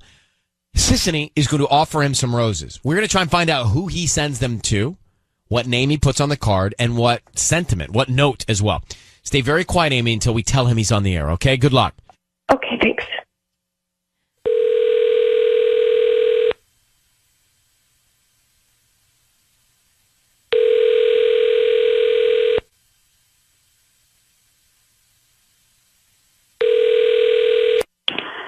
Hello, this is Robert. Hi, Robert. My name is Melissa. I'm calling from the Flower Barn. We're a brand new flower shop on Nordhoff. How are you doing this morning? Well, and you? I'm good. Thank you for asking. So, we're actually right, you know where the Vons is? In that shopping center, we have like a tiny little new shop there. What part of town are you in? The Vons on Nordhoff in Northridge. Oh, yeah. Yeah. So the reason I'm calling is because we're new to the area and we're actually giving a chance for local residents to send a free dozen roses to anybody that they'd like. This morning you've been selected, so you can send them to anybody. We just need the name of the person and a note, and they'll get them by lunchtime. They're absolutely free. I don't need anything from you, credit card info, cash, anything like that. Just we hope you refer us to friends and family. That's pretty awesome. Okay, great. So how does this work? Like, do I just we just do this over the phone? Yeah, so super simple. We can start with the name of the person you want to send the roses to. It's a dozen red roses. Oh, okay. Sure. So you can send them to Sarah. Sarah? Is that with an H or no H? No H. No H. Okay, good. Just Sara. And what would you like to put on the note? Next round is on me. Next round is on me. Oh my God, who's Sarah? Robert, your voice is being broadcast on the radio. I need you to know that. We have your wife, obviously Amy, on the line. Robert. Oh my God. Is Sarah also Simon? Oh my God. Oh my God. Robert, who is she? Sarah's Michael's sister. That's who Sarah is. Who's Michael? Michael. Robert. Michael, my buddy Michael. What? Are you sleeping with her? Robert, are you sleeping with her? Oh my God. It's not Just that be simple. honest with me. Amy, it's not simple. Wait. What do you mean it's not that simple? Yes or no? It's yes. The complicated. answer. Well, fine, but the answer is yes then, right? Now, why is it complicated, Robert? Tell your wife what's so complicated about this that has you sleeping with her. We haven't. There are things we haven't done. There are just some things. My God. Oh my God. Shut up. Are we in 12th grade? Robert, what do you mean things we haven't done? Robert, do you love her? Have you done this before. Amy, this is stupid. I can't believe you did this. It's not stupid. It's not made a stupid. mess. What's stupid is that I've been believing you all this time. This is crazy, Amy. This is not on Amy. Well, look, for her to get all you in on this, that is on Robert, her. we're not in on this. It's the first we've heard of it, just so you know. Yeah. We didn't know about this before. You And Robert, created Let this. me ask you a question. How long has it been going on with you and Sarah? I don't really even think that that's any of your business. It's between me and my wife. Hey, you're right. It's none of mine, but Amy would like to know. You could at least answer the question. We've been talking. Oh man, we've been talking since last December. Okay. Oh my god. And how long have you been intimate with her? February. Oh my gosh. And Robert, what were you thinking the plan here was? You're just going to keep doing this? I don't have to explain myself to you continuously. This is insane. You just wrote me into something. All right, else, then Robert, okay? goodbye. Then don't explain it to me. I'll put you on hold. Amy, I'm so sorry. Amy? Yeah. I have him on hold. We can patch you guys together off the air if you want to speak to him. No, I really don't. So, do you know? You don't know who Sarah is? I have no idea. I mean, he's living two lives for almost a year. God, so many other things make sense now. Now it all so adds many up. times. Where I felt so crazy. Well, you're not crazy. I'm so glad I at least know. Well, Amy, hang on one second. We're going to get you off the air here. Yeah. Okay, hang on one second. So, he's been having an affair with Sarah. His buddy's sister? Is that what he said? I blacked out in some of that conversation because I couldn't believe it. There's nothing. I mean, what was fascinating to me was him trying to point the blame at Amy. How could you? I can't believe you did this. How could you do this? Ryan's Roses. I don't need to go back and rehash the whole thing, but they're married, and he sent the flowers to another woman. On the card, her name was Sarah. On the card, he said, Sarah, next round is on me. His wife, Amy, said, I knew it. I'm not crazy. I saw the signs. You've been cheating on me. He said, yes, since February. That's what happened. Then he tries to turn the tables on her to say, what is this all about? Why are you doing this to me? Why are you putting me through this? Why are you blasting me on the air? Oh, that made me so mad. I mean, they're just, and what was his plan? To just keep trying to carry this out as long as he could? I don't know. What do you do now if you're Amy? You leave him. Yeah, there's no, well, some people will give their significant other a second chance. Mm-hmm. Not when it's gone on for almost a year. He's not in love with her. No. He's not committed to her, but he's not willing to try. Like, I mean, we have had situations where there's been cheating discovered, and he, who was caught, says, please give me a second chance. Right. Didn't hear any of that or remorse from him. No. He was mad at her for bringing it up. Wow, how could you call me out? The other thing that I worry about. I'm just putting I'm Amy. Mm-hmm. I'm just putting myself in Amy's shoes. Naturally. Is that your sarcasm? No. I just... I'm putting myself in the person's shoes who was cheated on. And then you hear your significant other act like that about your relationship and the other person that they're with. I now don't know if I'd ever be able to get into a relationship and trust again. I hate to say it, but I think I know how I carry things. Yeah. I would carry the scar, and it would probably be terrible in the next committed relationship because I don't know that I'd get down to that trust. And It that would sucks. take a long time. Right, but that's the thing. When you got a situation like that, not only is it the explosive cheat, it's the scar you carry for the rest of your life. Can you get back to that place of trust? Yeah. Well, not only that, she's the mother. She's got a daughter, and like that, she has to be there for her and keep a brave face and look like it's not really affecting her. That's the other angle too. It's like it's so insane. Do you hold scars? Oh, 1,000%. Me too. Grudges, Tanya, you hold all of scars it. too. Oh, so I say that I jump with a parachute now. When I fall, I have a parachute. When I first fell, You had no parachute. I had no parachute. I was just going free. Now, Well, can we borrow it when you're not using Yeah. it? The parachute? Yeah, I got 3 of them. Can we go tandem, all of us? Yeah.